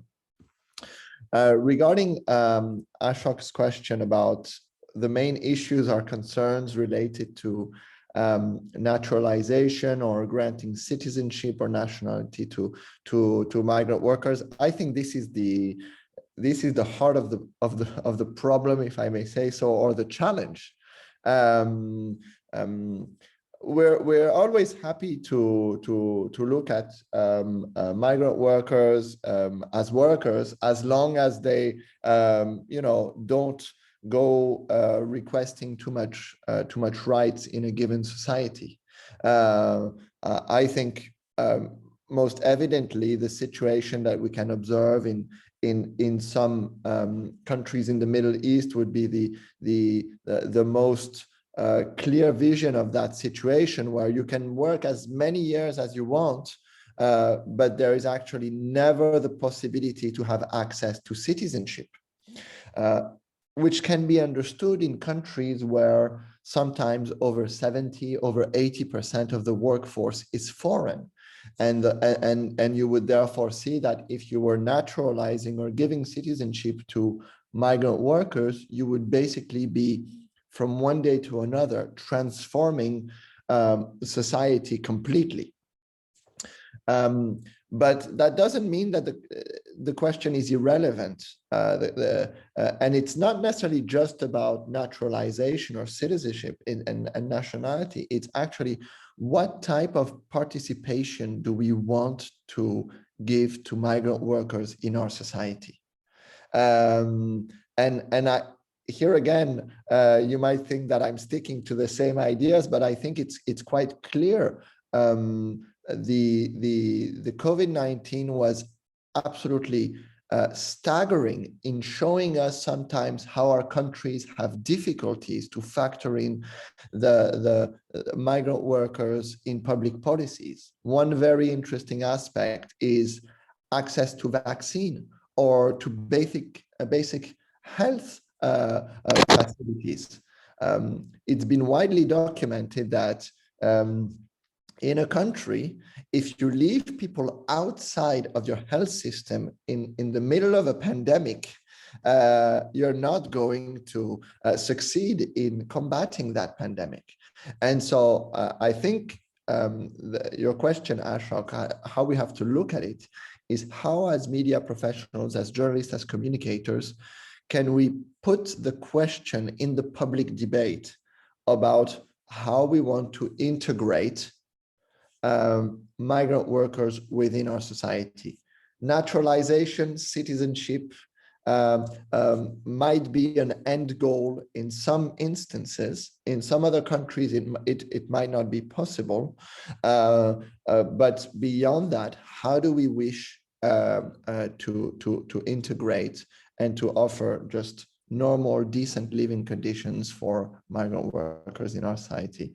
Vincent, I know you've worked on these issues, social inclusion, citizenship. You might want to comment quickly on that, but I think these are very, very important questions, and I wouldn't want to give an answer too quickly or too abruptly.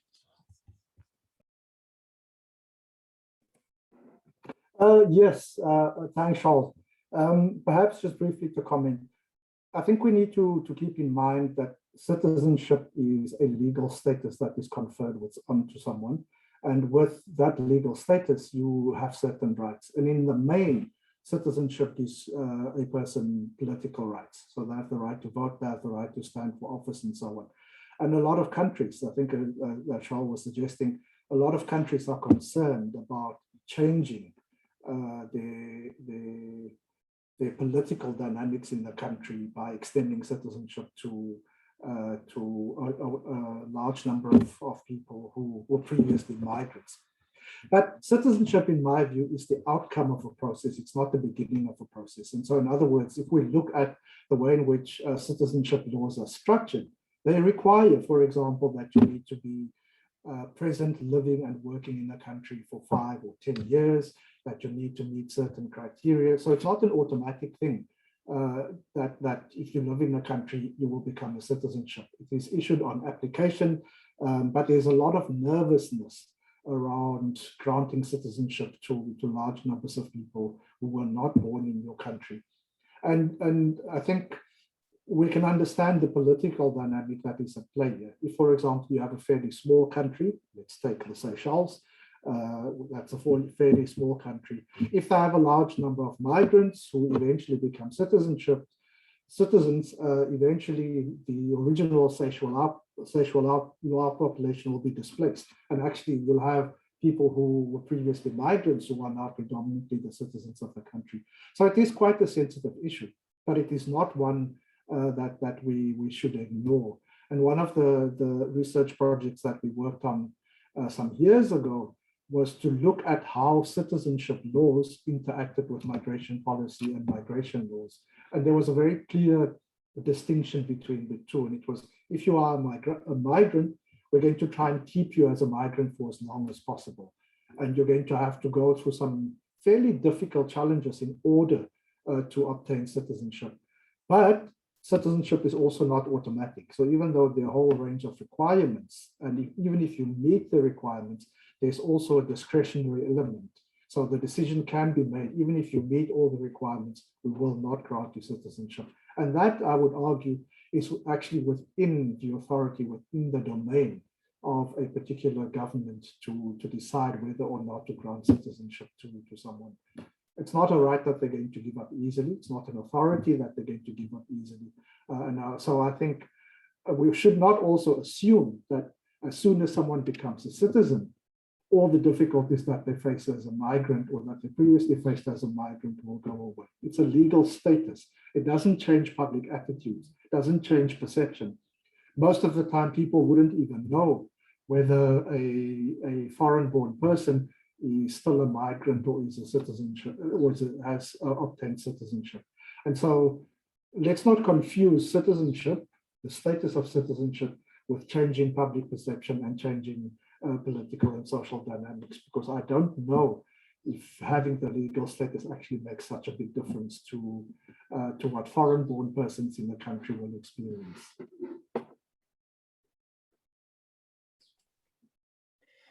Thank you very much, Vincent. I will maybe ask you to keep your camera on. And just for moving to the next part of the sessions, just for our participants, we apologize for the delay. We will maybe, if I may ask Vincent and Charles, in any case, the session you will continue with in the next sessions together. But maybe can we just take an additional 30 minutes in total to try to address some of the first parts. So we are just late of 30 minutes. Which is already quite a big delay, but at least we try, to keep on with the agenda as foreseen. And then on that, so Fernando will be the one taking the lead for the facilitation. Back to you, Vincent and Charles.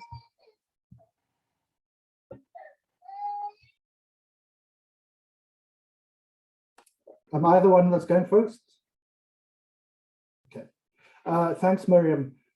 Yes, I am mindful of the time, and I also know that sitting in a long session can be quite exhausting.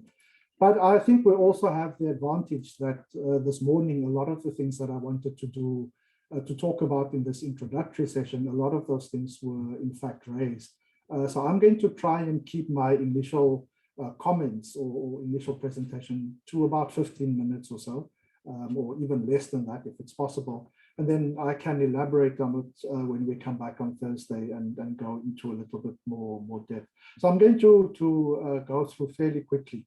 Let me just share my screen with you. Can I just confirm you can see my screen? Let me just open it up. Yes. I'm just trying to get it onto a full screen. There we go. So the overall topic that we're talking about is about combating hate speech. And it's really about promoting a positive image of migrants. And I think Johnny made the point this morning, this does not mean that we ignore some of the less positive or negative activities that migrants do engage in, and we have to acknowledge that. But this is really about how, as media professionals, as communications people, we can, one, be aware of what it is that happens in relation to migrants and the discourse around migration and the impact that that has, and how we can begin to change some of that. But I wanted to start here, which is really very briefly dealing with the issue of discrimination, because a lot of the challenges, a lot of the problems that we see in relation to migration comes out of the experience of discrimination that migrants have.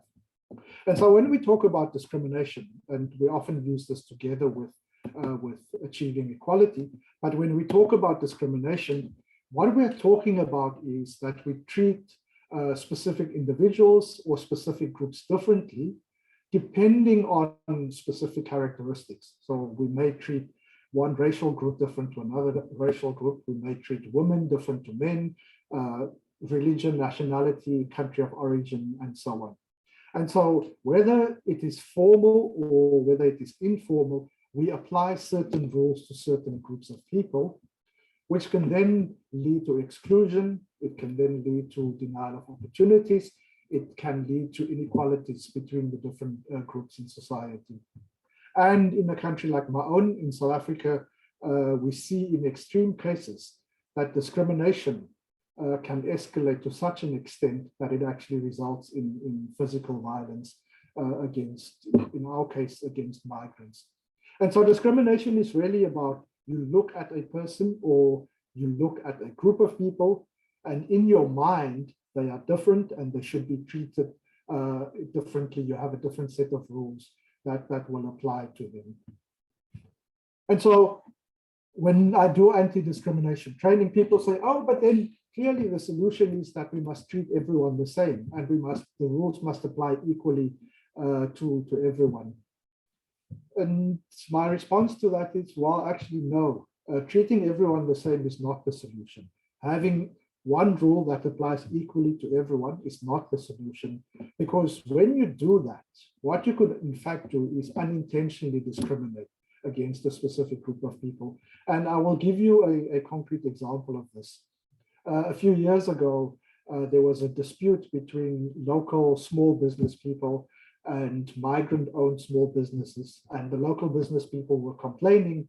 They were basically saying, while these people are coming and they're taking over our jobs, and they're destroying our businesses, they're taking away our opportunities. And the response of the local authority was, well, we're going to require that all local business owners must present the same documentation. And one of the documents that was in the list of requirements was the official identity document that is issued by the South African government, which is a green barcoded identity document. Now, of course, unless you're a citizen or unless you're a permanent resident, you do not get a green barcoded identity document. The outcome of that was that if that rule was applied, which it wasn't, but if it was applied, it would have immediately excluded all the foreign-owned small businesses from registering properly with the authorities. The approach of the authorities was, well, but it is the same rule and it applies equally to everyone. We were arguing, well, if you do apply that rule, you are effectively going to exclude foreign-owned businesses. And so the idea was you didn't have while you had to provide some form of identity, it didn't have to be a green barcoded identity. It could be any other officially accepted form of identification. So it does seem that the simple solution to discrimination is to treat everyone the same and have the same rules apply equally to everyone. But we have to be aware that that could lead to unintentional discrimination. And so when we look at discrimination, what specifically we are talking about is in fact unfair discrimination. So where you make rules that only applies to certain groups or certain individuals, and where those rules or the treatment as a consequence of those rules can lead to further inequality, can lead to further exclusion, can lead to further denial of opportunities. So I probably shouldn't say this, but in some cases, discrimination is actually good, because in essence, discrimination says we are going to make sure that the manner in which we apply the rules does not unduly disadvantage or unduly prejudice specific groups of people. The alternative term that we often use for discrimination is discernment. And so you have to say, if we make a rule, what is the consequence of this rule going to be? And is it going to disadvantage particular groups? And if it is, do we need to change the rule, or do we need to apply the rule differently? And I thought it's important to understand this, because very often we talk about discrimination, we talk about inequality, and we jump to the conclusion that in order to not create inequalities, we must have the same rules for everyone. I argue we should not have the same rules for everyone, because in fact, that could lead to further discrimination and further inequality. What we see, and a lot of this was covered this morning, so I'm going to go through it fairly quickly.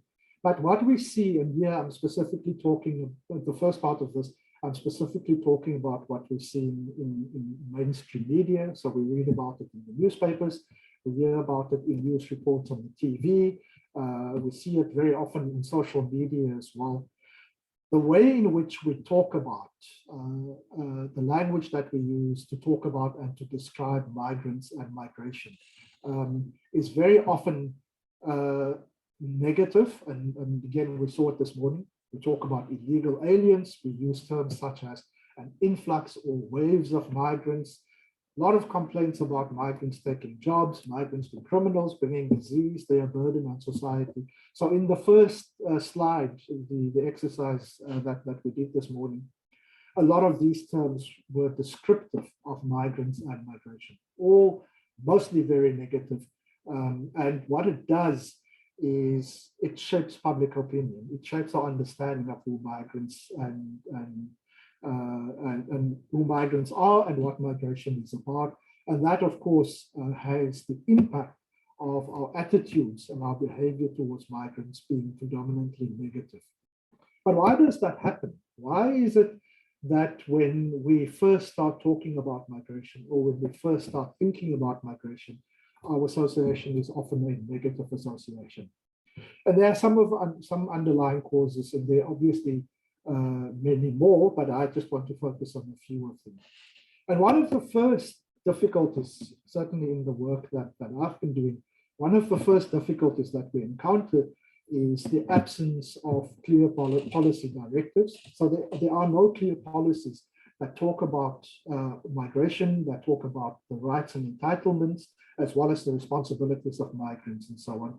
So very often people make up their own conclusions. They make their own decisions about what applies and what does not apply in terms of rights and in terms of entitlements. Or in some cases, there may be policy directives and they are entirely negative. So they talk about illegal aliens and they talk about migrants taking jobs and so on. So they feed into the negative discourse. In some cases, we see incoherence between different policies. And here, for our purposes, we often see incoherence between, for example, a national employment policy and the migration policy, where a national employment policy may have as part of its focus saying we need to bring in migrant workers in certain sectors of the economy. So, for example, national employment policy or national labor policy may encourage and promote seasonal workers in the agricultural sector. However, your broader migration policy makes it incredibly difficult for people to get the necessary documents in order to participate in seasonal work. And so it's not just with labor policy or employment policy and migration, but we see similar inconsistencies in terms of education, in terms of access to healthcare, and so on. And so for me, that is one of the first things that we need to look at and say, to what extent do our policies and subsequently our legislation provide clear direction? Is it consistent with what we want to achieve? But even when we have clear policies and clear directives, we often find there's a lack of leadership. So I'll give you another example here. South Africa has been in the process of redesigning its immigration policy. And in my view, it's actually a very progressive immigration policy because it recognizes the reality of migration. It actually recognizes how integrated, in terms of migration, how integrated the SADC region is, as well as the rest of the continent. So in its migration policy, it takes this into account, and it actually says, this is what we want to achieve with our migration policy. But the fact is, very few people know about this policy. There's very little communication about this policy. In my view, the kind of leadership that is required to make sure that this policy is understood, that this policy is supported, has largely been absent. And that has been combined with louder voices, negative voices, who criticize the policy and say that the policy will allow for the influx of migrants, more South Africans are going to lose their jobs and so on. And so while it's important to have consistent and clear policy and policy directives, that has to be accompanied by strong leadership that supports and that advocates for the appropriate policy. The great difficulty is a lack of information, and in many cases, misinformation. So, and I think we're all guilty of this. We don't really understand what's going on. We don't really have the information, the factual information, but we jump to conclusions anyway. And again, I take the examples of migrants taking jobs. It's common to hear our citizens talk about migrants taking jobs. And you say to them, can you give me an example of where a migrant has taken someone's job? And probably at least 5 times out of 10, the person who's accusing migrants of taking jobs cannot give you an example of when that happened or a personal experience of when that happened. So what we do, and this is related to the next point, is we're repeating things that we hear in the public domain, we're repeating things that we're reading, but it's really based on either a lack of information and in some cases, deliberate misinformation. One of our senior politicians at one point had a lot of negative things to say about migrants and migration. We talked about them being a burden on society. They talked about that if we allow migration to continue, then we will never have proper reconstruction and development and so on. And so some of us were asking questions and saying, well, where do you get this from? And he said, no, this is not me. I'm not the one who's saying that. Our people on the ground are saying this. So of course we conducted the survey and we started asking people, what do you know about migration? What are your views about migration? How do you come to these conclusions? Where do you get your views from? And they were saying, well, we hear the minister, or we hear this politician, or we hear this community leader saying it. And so what we're seeing in terms of public perception is how misinformation is spread and how people latch on to information that they think is valid, but in fact is not valid.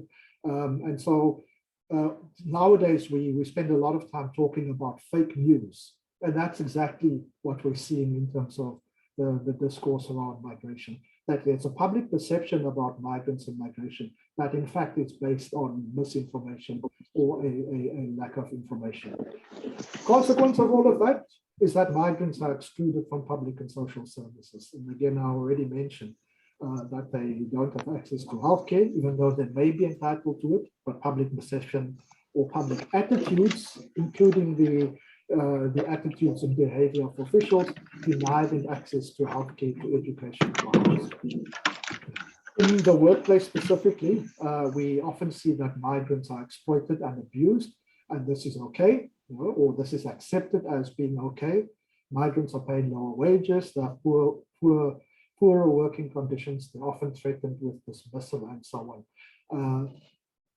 A large part of it, and again, this is work that I've been involved in for a number of years now, has to do with the failure to recognize the positive impact that migrants actually have on both the countries of origin and the countries of destination.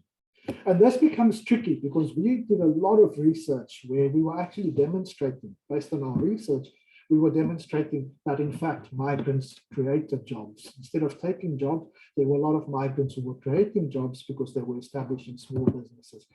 Instead of migrants preventing access to healthcare, we actually had migrants who were providing healthcare. And so we thought that by providing better information, by recognizing the positive impact that migrants often have, that will change the discourse. But we actually found that it was incredibly difficult. So we would tell people these stories and we would say, look, here we have an example of, for example, Somali businessmen training South African businessmen in how to successfully run their business. And I'm saying men because it's an actual story and there were only men involved. And so we said, here's a good positive story about how migrants are making a positive contribution. And it was largely ignored. We invited journalists, we said, come and look at, and you can see for yourself the training that happens. You can see for yourself what the impact of this training is. It was largely ignored. There was one journalist that came and then wrote a short story about the training that was being done. So not only is it difficult to get the information out there, but even once the information is out there, we often get responses, people saying, well, yeah, we hear you, we hear that migrants create jobs, but we still want them to leave. And so it's understanding that it's not good enough to just provide better and alternative information. We also, in the course of providing the information, have to deal with attitudes that has been fueled by public perception. And as I said earlier, we do see that in some cases, the public perception and public behavior escalates to such an extent that it results in violence. And I will just end here with this slide. So some of the initial things, and I will elaborate on some of this during the rest of the course, but already Johnny mentioned this morning the need for fair, the need for accurate and balanced reporting. And so in other words, when we're telling stories about migration, don't just tell the story from one perspective. Try and get the other perspective as well and include that as part of your story. Incredibly important is to start avoiding the use of discriminatory or inflammatory language. So instead of talking about an influx of migrants, actually say there were 50 migrants that crossed the border at a particular point. Because saying 50 migrants sounds a lot better than talking about a wave or talking about an influx of migrants. And so it's important that we fine-tune the language that we use and the way in which we present information. The next one might be a bit more challenging, but I would think that there is a responsibility to look for positive stories to tell, right? So in other words, we tend to be preoccupied in our reporting on migration. We tend to often be preoccupied with the negative stories. So many foreigners were arrested for being engaged in criminal activities, but we don't look for the positive stories where you have a refugee who is providing services in a local community. And as I said earlier, this doesn't mean that we ignore the negative stories and we do not report on it, but as part of our balanced reporting, we actually have to make an effort to go and look for positive stories that we can tell about migrants and migration. And this is not to glorify migrants and migration, but this is about being balanced. This is about being fair. Incredibly important, the information that Gloria provided this morning about international and regional instruments and frameworks. When we tell stories about migration or when we write articles about migration, it's important to provide context, right? And a lot of the context is from knowing and understanding what other initiatives there are, what policy frameworks exist, the work that is being done by international organizations, the work that is being done by local organizations. So in other words, we don't just tell a story without providing the broader context within which that story is taking place. So an example, you read a newspaper story about how a migrant from a particular country was involved in stabbing a local, and that's all you hear. If you go deeper into the story, you actually find that there's a much bigger context. So it wasn't just a case that the migrant stabbed the local, but in fact, there was a broader conflict between the community. The migrant might have been attacked by a group of locals, and in retaliation, the migrant stabbed the local. And I'm using that as an example to say that if we understand the broader context within which the stories are told, the story may in fact have a different impact and may have a different outcome. I think part of what we have to do is, and I use the term popularize, which may not be the correct term, but we have to make known what the international and regional instruments are. We have to make known what the national policies and national laws are, so that people can understand those policies, those frameworks, those instruments, they are indicative of our response to migration. And as we see, there is, while it's not being implemented, if we look at all the instruments presented by Gloria this morning, there is a much more positive approach to migration.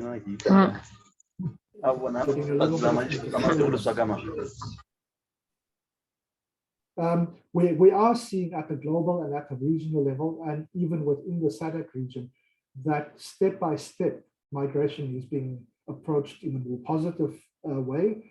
There are attempts to deal with the issue of migration very differently, and to think about the positive impact of migration and how we enhance the positive impact.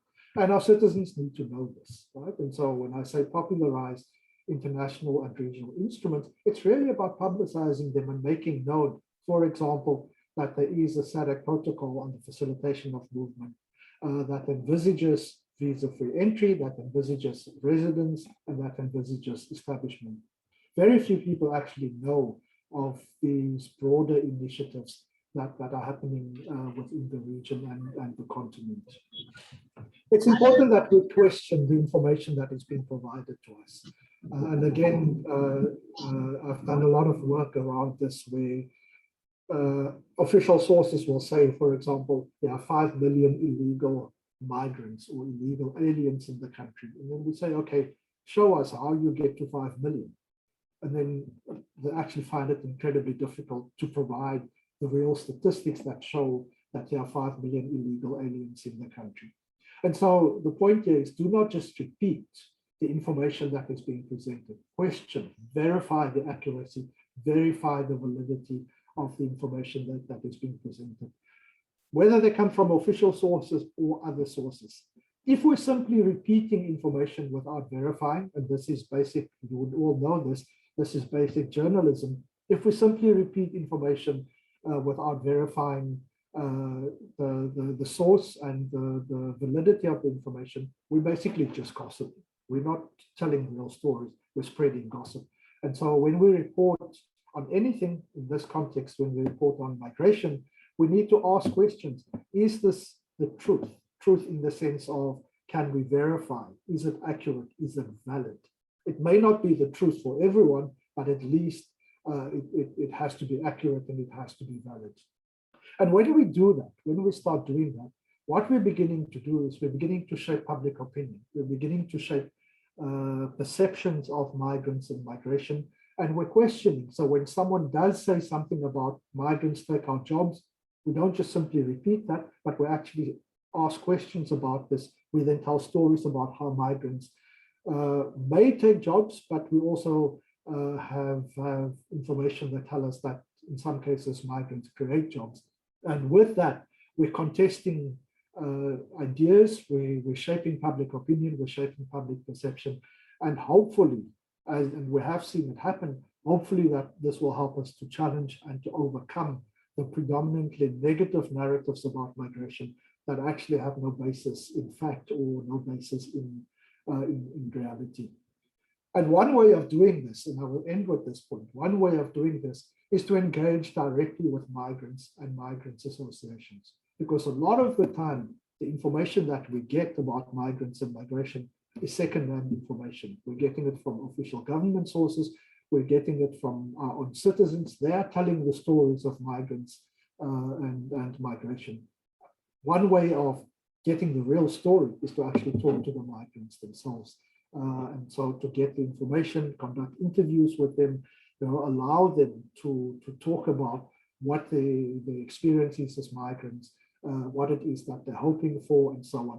And in doing this, we are moving away from migrants as this amorphous group of people who are troublemakers, who are a problem, who are taking jobs, who are involved in crimes, and we're beginning to present the human face of migrants. And that, for me, is an important part of dealing with discrimination. It's an important part of achieving equality, and it's an important part of promoting a positive image of migrants. We have to present migrants as humans rather than as individual human beings who have desires, who have aspirations, who have needs, who have concerns, who want to be part of society, rather than just this amorphous group of people out there who are intent as causing trouble. So for now, I will end here, but then I will pick up on some of these things again as we go along on Thursday and Friday and in the subsequent weeks. So Fernando, I hand back to you.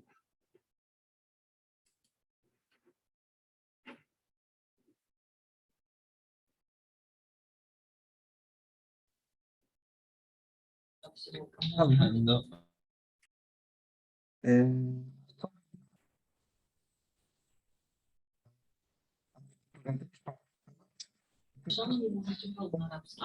First? Can you please repeat, Fernando, because we didn't hear?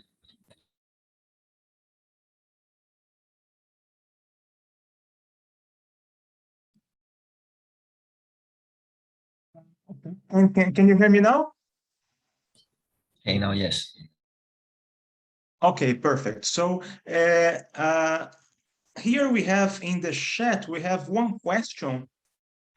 So for the sake of time, maybe we could address this question now and finish our session. In the next sessions, we are going to have the time to come back to all those issues.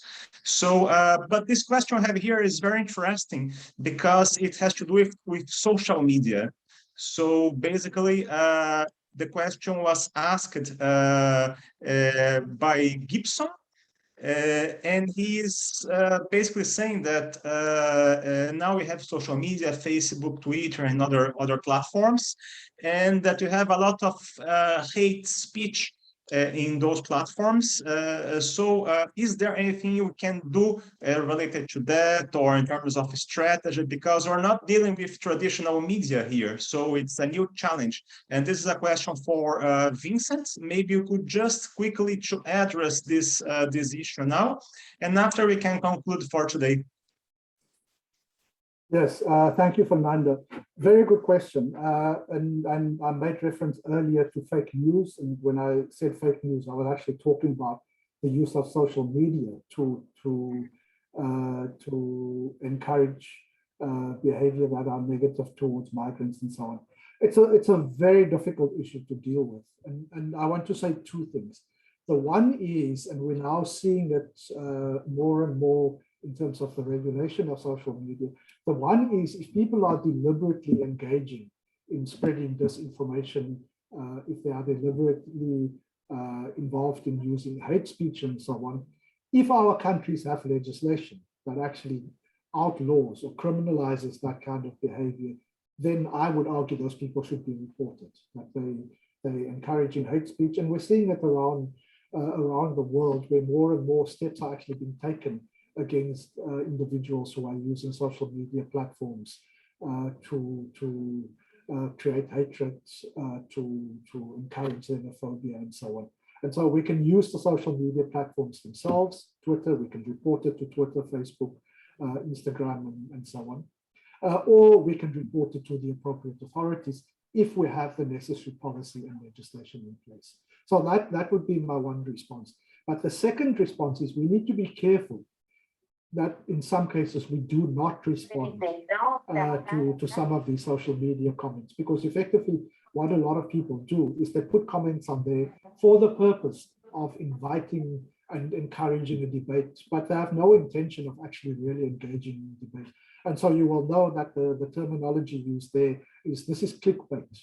They want you to participate in the discussion, and they're not really serious about either coming to an agreement or resolving the issue.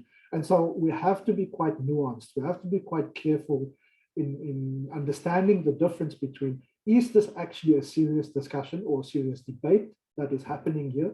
Or is this a form of trolling? Is this a form of clickbaiting where someone's just throwing comments out there and they're hoping that people would respond? And in doing so, what we're actually doing when we respond to clickbaits, when we respond to trolling, we're actually popularizing the viewpoints being expressed, the negative viewpoints being expressed.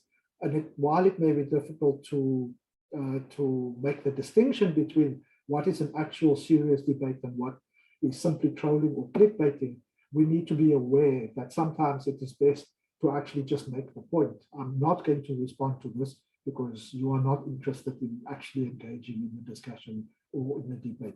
But ultimately, my thing is, if we have the means to report so that people who are doing these kinds of things, deliberately engaging in hate speech and encouraging violence against migrants and so on, if we have the means to report them and to have them prosecuted, then we should in fact do that.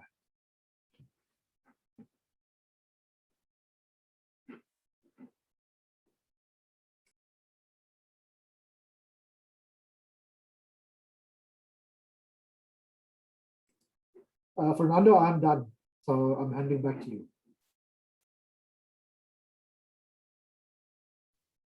Perfect. Thank you very much, Vincent. I think now with this we could finish for today. And of course, our participants, they have other observations and probably other doubts about this topic, but we're going to have the chance to come back to that on the next sessions. And I would like to remind you that our next session is going to be Thursday at 8:30. So be ready for the session. And to finish, I would like to thank our speakers of today, Vincent and Charles, and also thank you very much, Gloria, for her introduction, Miriam for facilitation, Alex for being for taking care of the Zoom interface, and also our interpreters who were here with us for many hours today. It's a very tough job to do interpretation, so thank you very much, the interpreters. And with that, we finish today's session, and looking forward to see you next Thursday. Thank you very much. Thank you. Thank you all. We'll see already the PowerPoints of today's session in the campus. See you on Thursday. Bye, everyone. See you all on Thursday. Thanks, everyone. See you guys on Thursday. Mm-hmm.